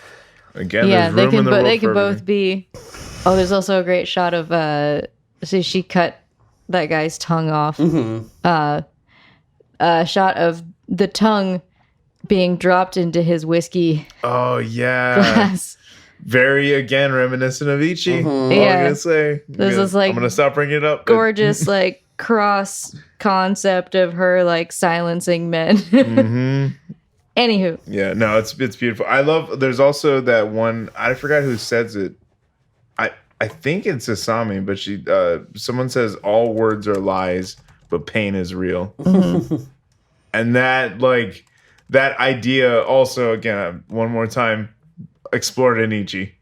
All I'm gonna say, but they're building on it. I think in this movie he's like. There's a fetish in there somewhere. Exactly. Yeah. He's, Miike, he likes it rough. Yeah, he does. He sure does. So he collapses on the floor. He has this whole convoluted vision and sees like all the truths of her origin. And she comes into the room and she's wearing like a leather apron and leather gloves and I want to say like boots too, maybe. Outfit. Yeah. And they're like heels. Oh yeah. And she has like a big leather bag full of tools with her and she like opens it up and pulls out. It's a very, very tight kit. She's a professional. Yes. Yeah. My things. I like to bind and be bound. My tools are tools. I need my tools. How's that for you, Sideshow? It's fucking amazing. Duct tape and zip ties. And she pulls out a tarp and she like he's a piece of luggage, just rolls him over and throws the tarp down and then rolls him back onto the tarp. Yep. And then she has like the EMT like clothes scissors and she just cuts through his turtleneck and cuts through his shirt. And she's like, I gave you a drug that will render you immobile but keep your nerves awake. And she takes more of it and puts it in a needle and injects it into like either his tongue or like underneath his tongue. But it does not look like it's fun what's happening there. No, absolutely. And his acting is just phenomenal of like like he's moving and convulsing, but he like can't. His nerves are just like shooting randomly. Like he can't actually get up to do anything about his situation. He's just spasming a little twitches, bit. You can hear his hand like tapping on the ground and it shows it and it's so fantastic. God, it's unsettling for sure. Oh God, this is so disturbing. And she just tells him, "You're like everyone else in my life. You failed to love me. You don't understand what I mean when I say that. You only can love me." And he like looks and he sees his dog in the other room with its head on backwards. And you fucking bitch. She's just literally is like, you can't love your dog, you can't love your son, you can't love your wife, you have friends, you have all these people in your life. I have nobody. I want you to only have me. And it's like so disconnected from reality. And she pulls out just a huge handful of needles, and She has about 80,000 of them. Miike loves needles. Little box. Well, more on He that when we does. get to imprint. Yeah. Like, if you think this is a real fucked up torture scene, you're going to want to listen to the imprint episode and not watch the film. I'll tell you that right goddamn now. Yep. It was banned for Do a yourself reason. a favor. So she puts the needles into his like stomach and chest, like kind of randomly, just all throughout. She sanitizes him first, though, Yeah. which is kind of a nice move. Well, you Strange move, well, but if yeah, nice you one. want your torture victims to last a long time, if you're gonna put him in a sack and make him a dog man True. that sustains himself on your vomit. Yeah. You gotta. She's playing the long Prepare for game. these things. Ev. She's playing the long game. Oh my god. And so Yeah, she knows all the most painful spots. she does. And she's explaining it to him very kindly. Yeah, and she's just fucking him up, and she's doing Japanese onomatopoeia is so interesting, Ooh. and Yep. she's Yeah. doing like, I don't know if she's really saying the word deeper over and over, or if she's making like a sound that's supposed to be like onomatopoeia for like something digging deeper, but she's just going like kitty kitty kitty kitty kitty as she's doing it. It's so iconic. It really is. Yeah, it's fucking If you say fascinating. that to anyone and they know the movie, they'll be like, Yeah, they'll Yeah. start having a vision of their own. Yeah, and absolutely. the sound foley of the needles is absolutely spectacular. fucking It is disgusting. it is precisely the sound that a needle would make. It was popping through the tight skin of someone's stomach. Yeah. Oh, Yep. It's perfect. it's like right into his abdomen. It's like right. I don't know what like the top two abs are called. Is that your solar plexus?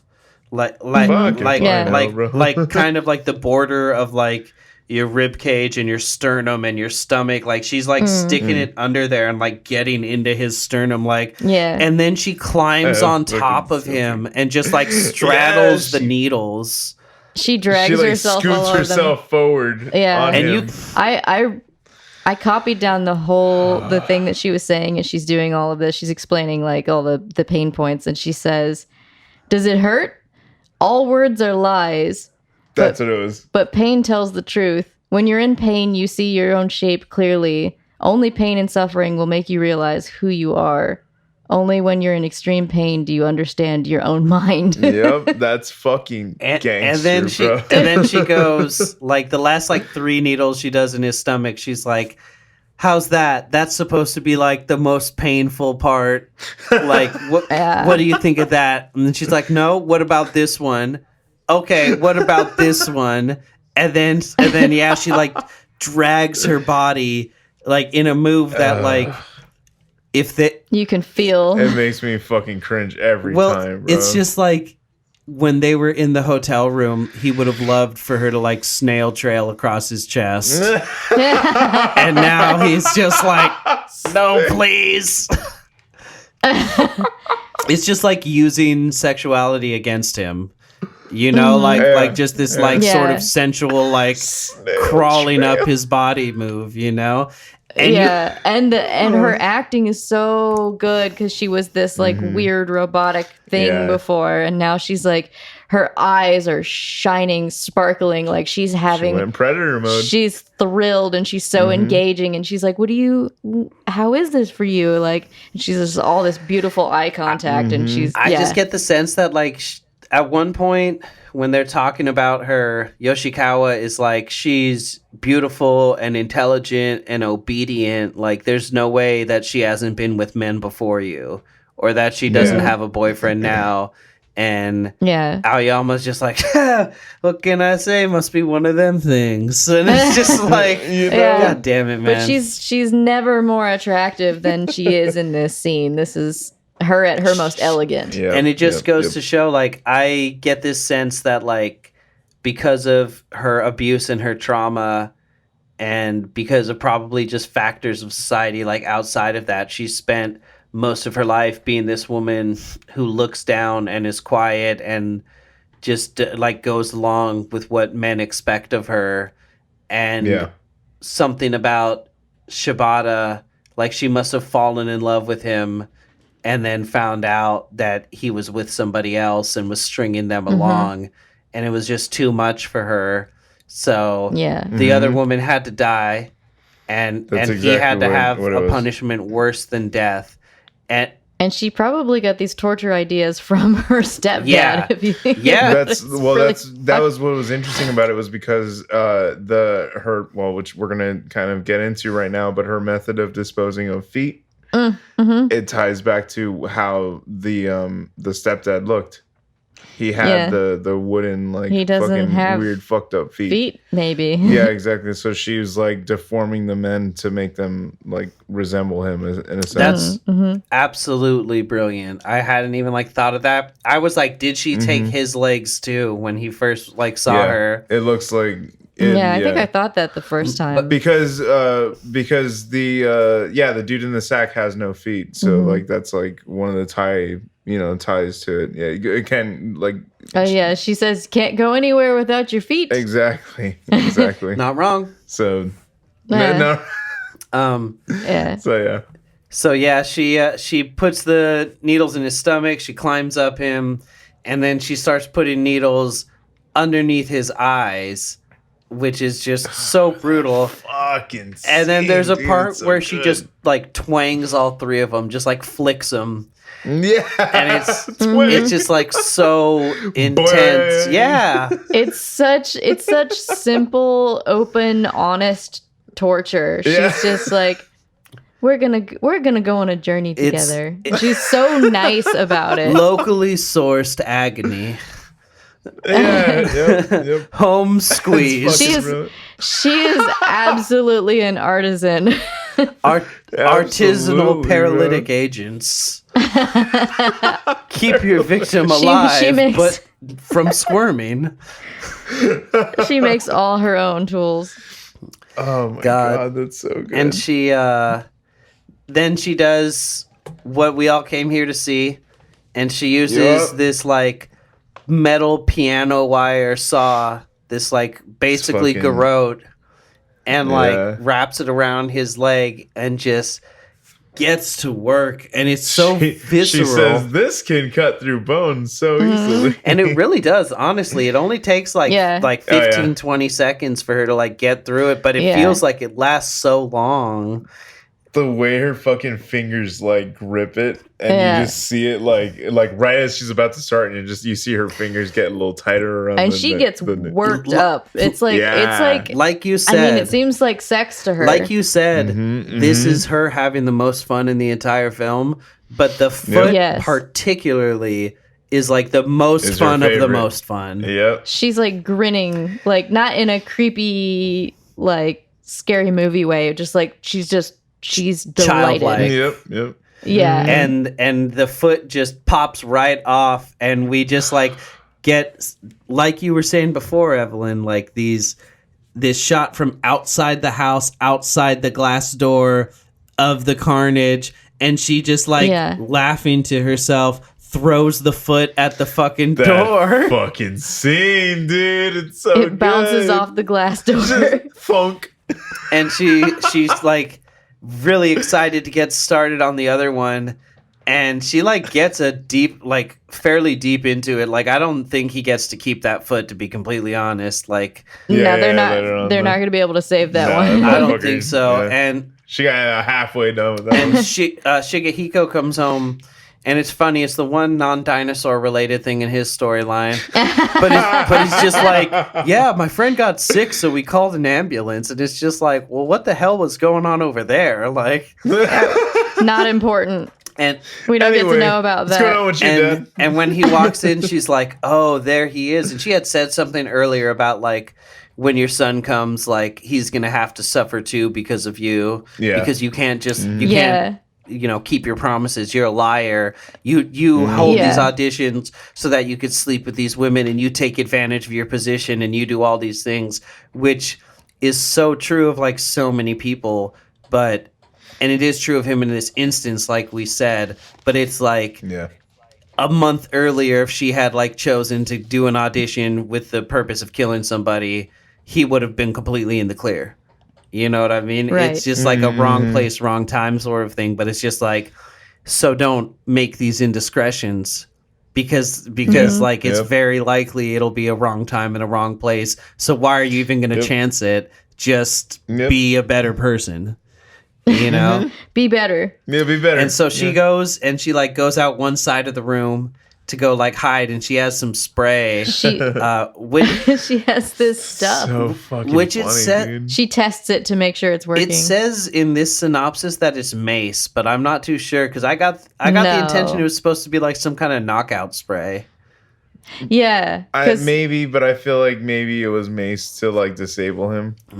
I don't know. It just seems like she did end up like getting like spraying him. It just seemed like he wasn't like it didn't fuck up his eyes. yeah, it He wasn't, wasn't like, coughing. burning. He Yeah. was just like it's such a weird moment because she's just spraying it at him across the room, and it's not like a jet of like No, wasp it's like a stuff. perfume. It's just like a gentle mist, and she's just spraying it at him, and he's like, "What? Who are you? What are you doing?" Yeah, but Yeah. before, so he comes in one side of the room and he's like, "What the hell?" And he sees his father there, and Aoyama is like eyes wide, like, "Oh no!" But he can't speak and he can't do anything, and he sees her coming up behind him, and then he just like suddenly has this like moment where he wakes up and he's in bed with her the morning after they had sex for the first time. Oh yeah, I forgot about And that. he decides to propose to her, or she says like, "I accept your proposal," and he's like doesn't seem to remember proposing to her. He's like, It's like, wait a minute, "What?" But he's like It's that post nut clarity we always talk that's about. right. And he's like happy with her, and then he falls back asleep. Yeah. And when he falls asleep, he wakes back up in that moment. So it's like this vision, fucking this like crazy. vision of what could have been if Yeah. She yeah. said, "Out of all the girls who went to the audition, I must be the luckiest. I didn't become a heroine of a film, but of real life." yeah, It's so which amazing. just again goes to show you like his deluded self-importance. Yeah. Yeah. And then we hear kitty kitty kitty, and we're like, "Oh fuck." Yeah, and he like snaps back, which is so brilliant. And so he fucking well wakes done. up and she sprays the thing at his son, and he just like reacts in the last moment and like dodges the spray, and she chases him around the house, and they get up to the top of the stairs, and he's like covering his face, like he can tell that's what she's trying to do. So he's like covering his face and she's spraying it all over, and he just kicks her in the chest and launches her to the bottom of the Fucking stairs. Yeets her ass, And bro. She doesn't hit a single stair. She Not goes at all. from top to bottom. And I never like really realized it, but it's so visceral the way her neck is broken. Like her neck is still facing forward, but her head is facing to the side. Like Yeah. you can see part of her neck bone that's broken, like poking up. Yeah. But you can see that like Yeah. her throat is facing forward. It's like facing but the forward. head is to Oh. the side. And then she just starts reciting one of her speeches from earlier in the movie to him while the son is on the phone calling 911. And I forget exactly what she's saying, but it's just something like how she pitched herself to him. Yeah, she's Yeah. like, "I can't believe you would have time to talk to someone like me. I've just been so lonely." And And she's just like speed running through the lines. she's just like, saying these lines at him. They're both laying on the floor in different rooms, and her hand is like outstretched to him. And she's like just, it was rehearsed. she's just saying the lines, and he's just watching her like, "Oh my god." Yeah, realizing she's been an actress all along. Yep, exactly. The best actress. The best. You got the part. She was the best at, part for the at role. one point during the like hallucination vision after he gets drugged, he sees her say to someone, "I've never felt unhappy because I've been unhappy my entire life. Like I have nothing to God, that I have nothing to fucking That's her compare Hulk this secret. to." Exactly. I'm for real, not busting cap. no. Oh my god. But yeah, just this That's so like, you know, funny. like they said, the unhappy girl is the best actor, and she's like, yeah, I'm so unhappy, I don't even know what it is because I'm just like so numb. Yeah. Jesus, that's a great. Yeah, this is a good callback. I didn't even catch And that. Yes, yeah. Oh my god, that's fucking phenomenal. And she just repeats her lines, and we get the credits, and that's just the end of the film. fucking roll credits, baby. That's all you need, though. Good for her. Good for her, man. You know, like, yeah, this is Dude. this is firmly in the good for her category. Yeah, it's so Yeah. weird. It's like Promising Young Woman is like such a soft ass version of this. It's good. Oh, I yeah. do like that movie, but Yeah, it was good. it's such a gentle, like, even more than you when you watch the trailer for that movie, you're like, you think it's going to be about her killing dudes. You really and do. it's not. It's It's just about her confronting them. Mm-hmm. But it's very similar all around, I would say. Yeah, very, very similar themes for sure. The idea of like abuse of power and all that stuff, like Yeah. men are trash, like It's such a tough like movie to nail down, but it really does just like so ahead of the game, like 20 years ahead of social consciousness of being like not like people didn't know that abuse of power was like a thing, but that was still like so firmly rooted in a time where someone would be like, yeah, well, she fucked the director to get that role, not the director's a scumbag who demanded that she fuck him or she was fired. Right. You know, exactly. like that perception of things. So it's kind of a trip that Miike, you know, not that it was like tapped into these, like, not that it was his idea because it's based on a novel, you know what I mean? But like, it's just interesting that he like had a hand in this, you know? Mm-hmm. Yeah, that he took on this project, being that it was so heavily tied to these themes, for sure. I looked up some trivia here, and this was shot in 3 weeks, which is one more week than usual for Miike's films at the time. What the fuck, No fucking way. No wonder that motherfucker is so prolific. Apparently, Damn. I mean, yeah, he was churning out a done lot of movies a year for a while. Over 100 God. films he's Yes. done. Damn. Yeah. Yes, of all genres. And I've seen 2 of them. Jesus Christ.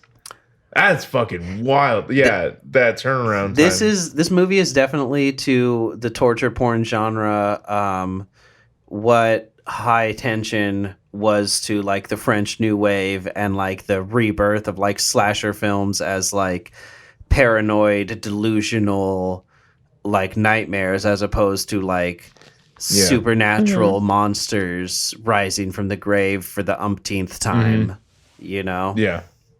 Yeah.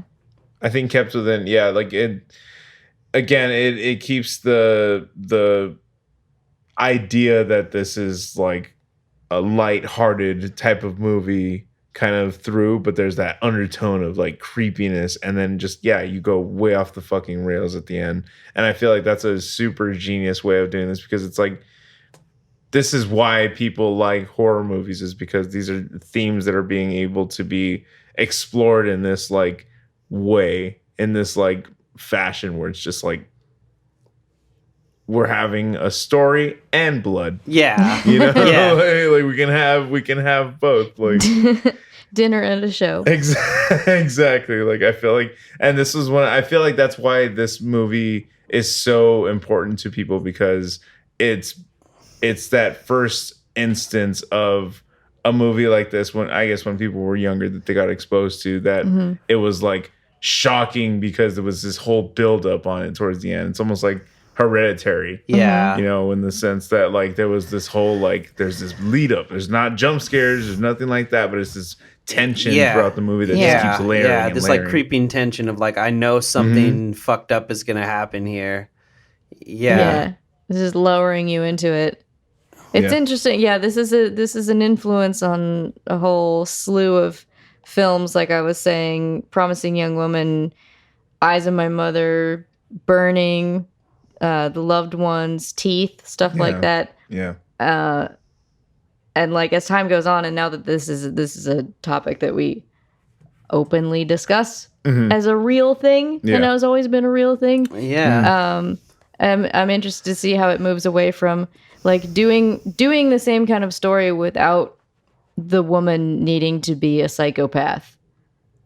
Yeah. And get to the same place. Yeah. And it's moving in that direction. Sometimes it is, and sometimes it isn't. Yeah. It's interesting though, because it is like, well, I guess it's just because preying on our sympathies is how you like make us really feel horror in the moment. Because when we're on her side the whole time, then you're cheering during that, and it like feels different. So it's like, in terms of like trying to stay within the genre that you're creating. So it's right. It's like the core concept. Yeah, I'm interested to see how it play. Like, I mean, there's one of the most intense debates in horror at present is with Midsommar. Is Christian a good guy or not?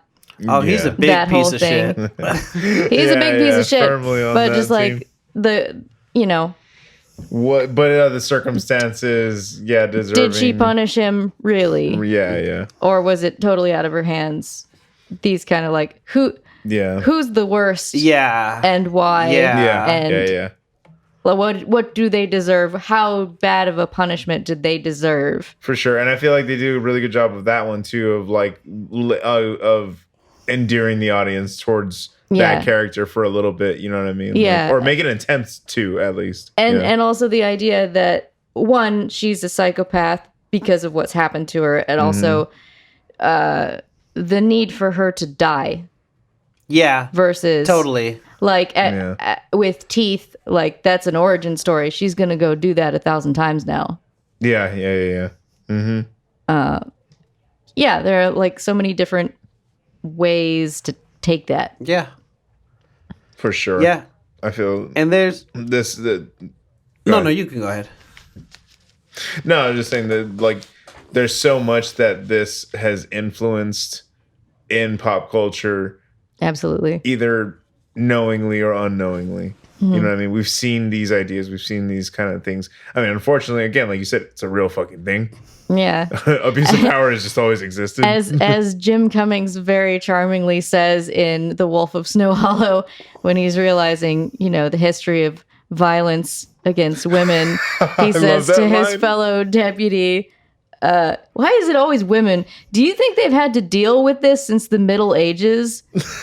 And she just stares at him like, she gives us what this the look fuck? like, you dumb motherfucker. That's so funny. I'm looking forward to that one. Yeah, dude. Absolutely. That's going to be so much fun. So good. So I have a couple more pieces of trivia here. Yes. So Miike wanted to end the film at the onset of the torture scene that the film is now famous for. However, one of the producers told him to be a man and see it through to the end. In the original novel, Aoyama loses both feet. In Tengen's screenplay, he loses no feet. For the movie, Miike settled on Aoyama losing 1 foot. And that is that's so adorable. Yeah, exactly. This is on IMDb, and the next one is about Ehi Shina, the actress, the actor for Asami, being method and vomiting in the bowl. Goddamn. Oh, God. We're going back to this one, all right. And then the film's horror elements were meant to be a plot twist, as they don't really occur until the third act of the film. Until then, an unsuspecting viewer would believe they're watching a romantic drama.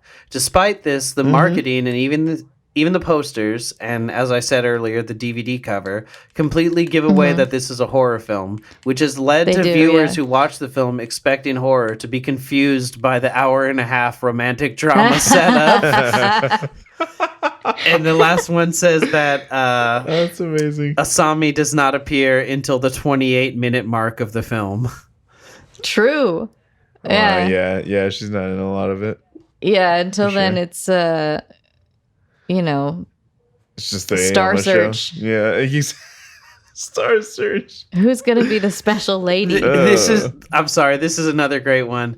Since he is always working on future projects, director Takashi Miike had already left the Rotterdam Film Festival when the movie was awarded a prize there. His assistant actually accepted the award while holding a newspaper with a picture of Miike in front of his face. What That the? is funny as Miike is a fuck, fucking Was that legend. necessary? that is. Dude, that's fucking amazing. He's That's such a "All right, bizarre move." All right, I'm gonna bounce. Y'all take care of this. Yeah. It's fucking incredible. Wow. Rotterdam, that's where that happened. I guess so. That's where my roommate's from. Oh, funny. God. Oh man, dude, yeah, this one. So I mean, okay, but how are we gonna rate this though? That's the real question. It's the grandmother of an entire genre. Like, It's the big mommy. I mean, it's fantastic. This is gonna have to be another triumvirate. I'm definitely gonna give it a 6. Yep. I gotta give it a 6. I'm gonna give it a 6, And as well, that's a man. I 666, baby. Take that that's to the another bank. one, man. We Bing can't. bong. We really, we really can't. Like, it's hard to like. And I've given pretty much every movie we've done, I think, so far a 6. But it's just because I'm so fucking happy that we finally get to talk about these movies, dude. Because it's so no one has talked about these movies since like, we were younger. Yeah. And we were like, wasn't that fucked Well, it's a up? trip to take a DVD off of my shelf and be like, haven't watched this in 15 years. It's a trip. It's not one that I often pull out because, like we said, it's like so much build up, but it's really like quite an experience and it really flies by. It's like such a beautiful film, which is, such a funny thing to say about a movie that like, it's gorgeous. climaxes with a hobbling. I used to think the hobbling in Misery was bad until I saw this movie. Oh, dude. Oh, God. And that's still pretty wicked. The way his like foot like wraps around the wood when it gets hit is just like Yeah. that lives in a room right next to the cutting board scene in my head. scene. Those two are roommates. Roommates. Oh my God. I thought of another one in Scotland, PA, which is an adaptation of Hamlet. When Lady Macbeth decides that she cannot get the blood off of her hands, she puts an oven mitt on her hand, and then on the chopping board, the oven mitt is to hide what she's doing from herself, and she chops her whole hand off. Oh my God. Oh, that's fucked up, bro. That's wicked. Yeah. I want to see that shit. Just stay away from cutting boards, really. That's I wonder if like similarly to the whole like it only takes the same amount of effort to bite through a baby carrot could like take one of your fingers off, but your brain is like, don't do that. I wonder if there's like a part of your brain that's like, you're bringing a machete down on your wrist, knock it off. So then when you do it, you don't go all the way through. actually and go you're all like, the way through your bone. and you're just like, damn it, brain. Oh God. Yeah, so I'm gonna sleep fucking great tonight after this I hope episode. so. Man. Oh my God. Okay. Kitty. Let's get the fuck out of here. I have a great idea. I'm gonna do that to my husband tonight. I'm gonna creep up on him and whisper that in his ear when he's deep asleep. Do the Crypt Keeper He laugh. watched it with us. Exactly. God. Pod Daddy watched it with us, and he had a lot to say as well. Yeah, So, he showed me that movie back in probably 2009. oh, it's so cool, dude. Yeah, I knew this wouldn't be anyone's first time watching this one, but I was like, if I can't do slashers, I should do something Miike, and we should do something that like more people have seen. So I think this kind of balances things out in a good way. And sort of speaking of things people have seen, I have my pick for next week. Nice. I am going to choose Saint Maud. Yeah. And now I have a weird relationship with this movie because I was supposed to see it right when the pandemic started. Yeah, it's a 2019 film. Yeah, and it was finally in theaters like that fucking month. It was like the month after. I think it was supposed to be in April. And I was so excited to go see this movie. And then fucking I was so hyped, bro. I had all the posters like saved on my phone and shit. Like I was so hyped on this movie. It looked so fucking cool. Knew nothing about it and I preferred it that way. And then it just got taken from me for like 2 years, another year. That was like a year, I think. Yeah. And then it finally got, I think it got uploaded. So you get to see it sometime in the period of the lockdown. Yeah. I saw it. A buddy of mine had shared it because I think someone posted it on YouTube, and I was like on it, bro. Yeah. And by that weekend it was already off. It was already. I was like, saw it real quick, but then I paid money for it later on because I was like, this movie fucking deserves it, man. So definitely, it's got one of my favorite scenes of all time, and we'll get into it. But it's been on my radar for quite some time, but I just never actually sat down and watched it. So I'm very excited. Yeah, you got an excuse. I'm very excited. It's an interesting one. Yeah. It's so good. It's fucking Anyway, these episodes are as long as they need to be. We're discussing these movies at length, and thank you guys for sticking around, man. Yeah, thank you. It really does mean a lot that you guys, tolerate us. Our perverts like us. Yeah. You allow a safe space. Yeah, and the response so far to the podcast has been really nice and phenomenal. Bro. Yeah, thank you guys so much. If you guys want to follow us on the socials. Hold on, before you do that. I have to ask the question for today's movie. Oh, that's right. That's right. My question is, okay, their dog's name is Gang. They pronounce it Gangu, but his name is spelled Gang, Gang.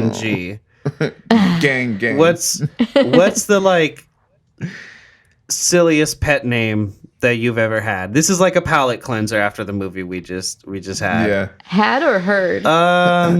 Either. I had my very first dog's name was Baloo. Oh, that's so cool. I love that. Love the Jungle Book. What kind of dog? That's a great name. I think he was a boxer mix. He kind of resembled the one in the movie a little bit, but he was a little more like. But his head faced the right way. Yeah, he didn't have the big ears. He had like the smaller little spikier ears. Yeah, R.I.P. Baloo. Yeah. This one's for you. My family has named a lot of dogs after illicit substances. We've had pit bulls named Yayo, Hennessy, Remy, Bailey. There was a Chihuahua named Tequila. They're just good names. I had a hedgehog named Blanca and a ferret named Nibbler. A hedgehog? Yeah, I had a hedgehog for a little while. Let's get into these animals, bro. A ferret, too. That's awesome. Ferrets are the shit, yo. I'm a big proponent of ferrets. They're awesome. That's awesome, dude. That's fucking hilarious. A pit bull named Yayo. Yeah, Yayo ran away one day. She jumped over the fence and we never saw her again. Oh, that was a whole lyric right there. Bars. Well, I guess I have to go with Clifton's childhood dog was named Prozac. A different kind of substance. Yeah, I hear she was a sweetheart. I hear she was a mood stabilizer. Yeah, emotional support animal. Absolutely. Exactly. God. So, oh my God, that's fucking So as Sideshow was saying, if you want to follow us on the socials, we're on Facebook at The Devil's Work Podcast. We're on Instagram at The Devil's Work Pod. You can reach out to us at The Devil's Work Podcast at Gmail. Yeah. I feel like we're going to get to a point eventually where we want to read off reviews from fans. we've been Yeah. getting some Like, good so- ratings for sure, and we appreciate that. Yeah, like please email us with reviews. I think let's start there. Let's like maybe next There's time we can start. also a list on Letterboxd for the podcast, and you can leave comments per. Each film is like listed as an episode. I think you Yup. can comment on those. I'll it. check that. So Do we it. can If you we can't do can it, actually leave in the show notes for each episode. We can leave the letterbox link so people can like follow along there. yeah, That'll we'll be a do it. little harder to like type in easily. So we'll put that Yeah. starting in this episode in the description for you guys, so you can just go down there and click on that. And also definitely feel free to when you leave us 5 stars on Apple Podcasts, you can leave a review there, and we'll start reading those out as well. So Yep. We just want more interaction, man. We want to hear from the people. yeah. Feel like we've let you guys hear a lot from us so far. So your turn. We've tortured you long enough. But yeah, man. It seems like a pretty good place to lander. Yes, sir. Good All night. right. Thank you guys. Join us next week. We're gonna get nice and fucking weird. That's right. Yeah. All right, you guys. This has been the Devil's Work Podcast. Appreciate you. Take care. Fucking, I don't know, man. Just don't abuse your power, Yeah. or may you end up like Oyama. Praise Satan and don't leave a lady waiting.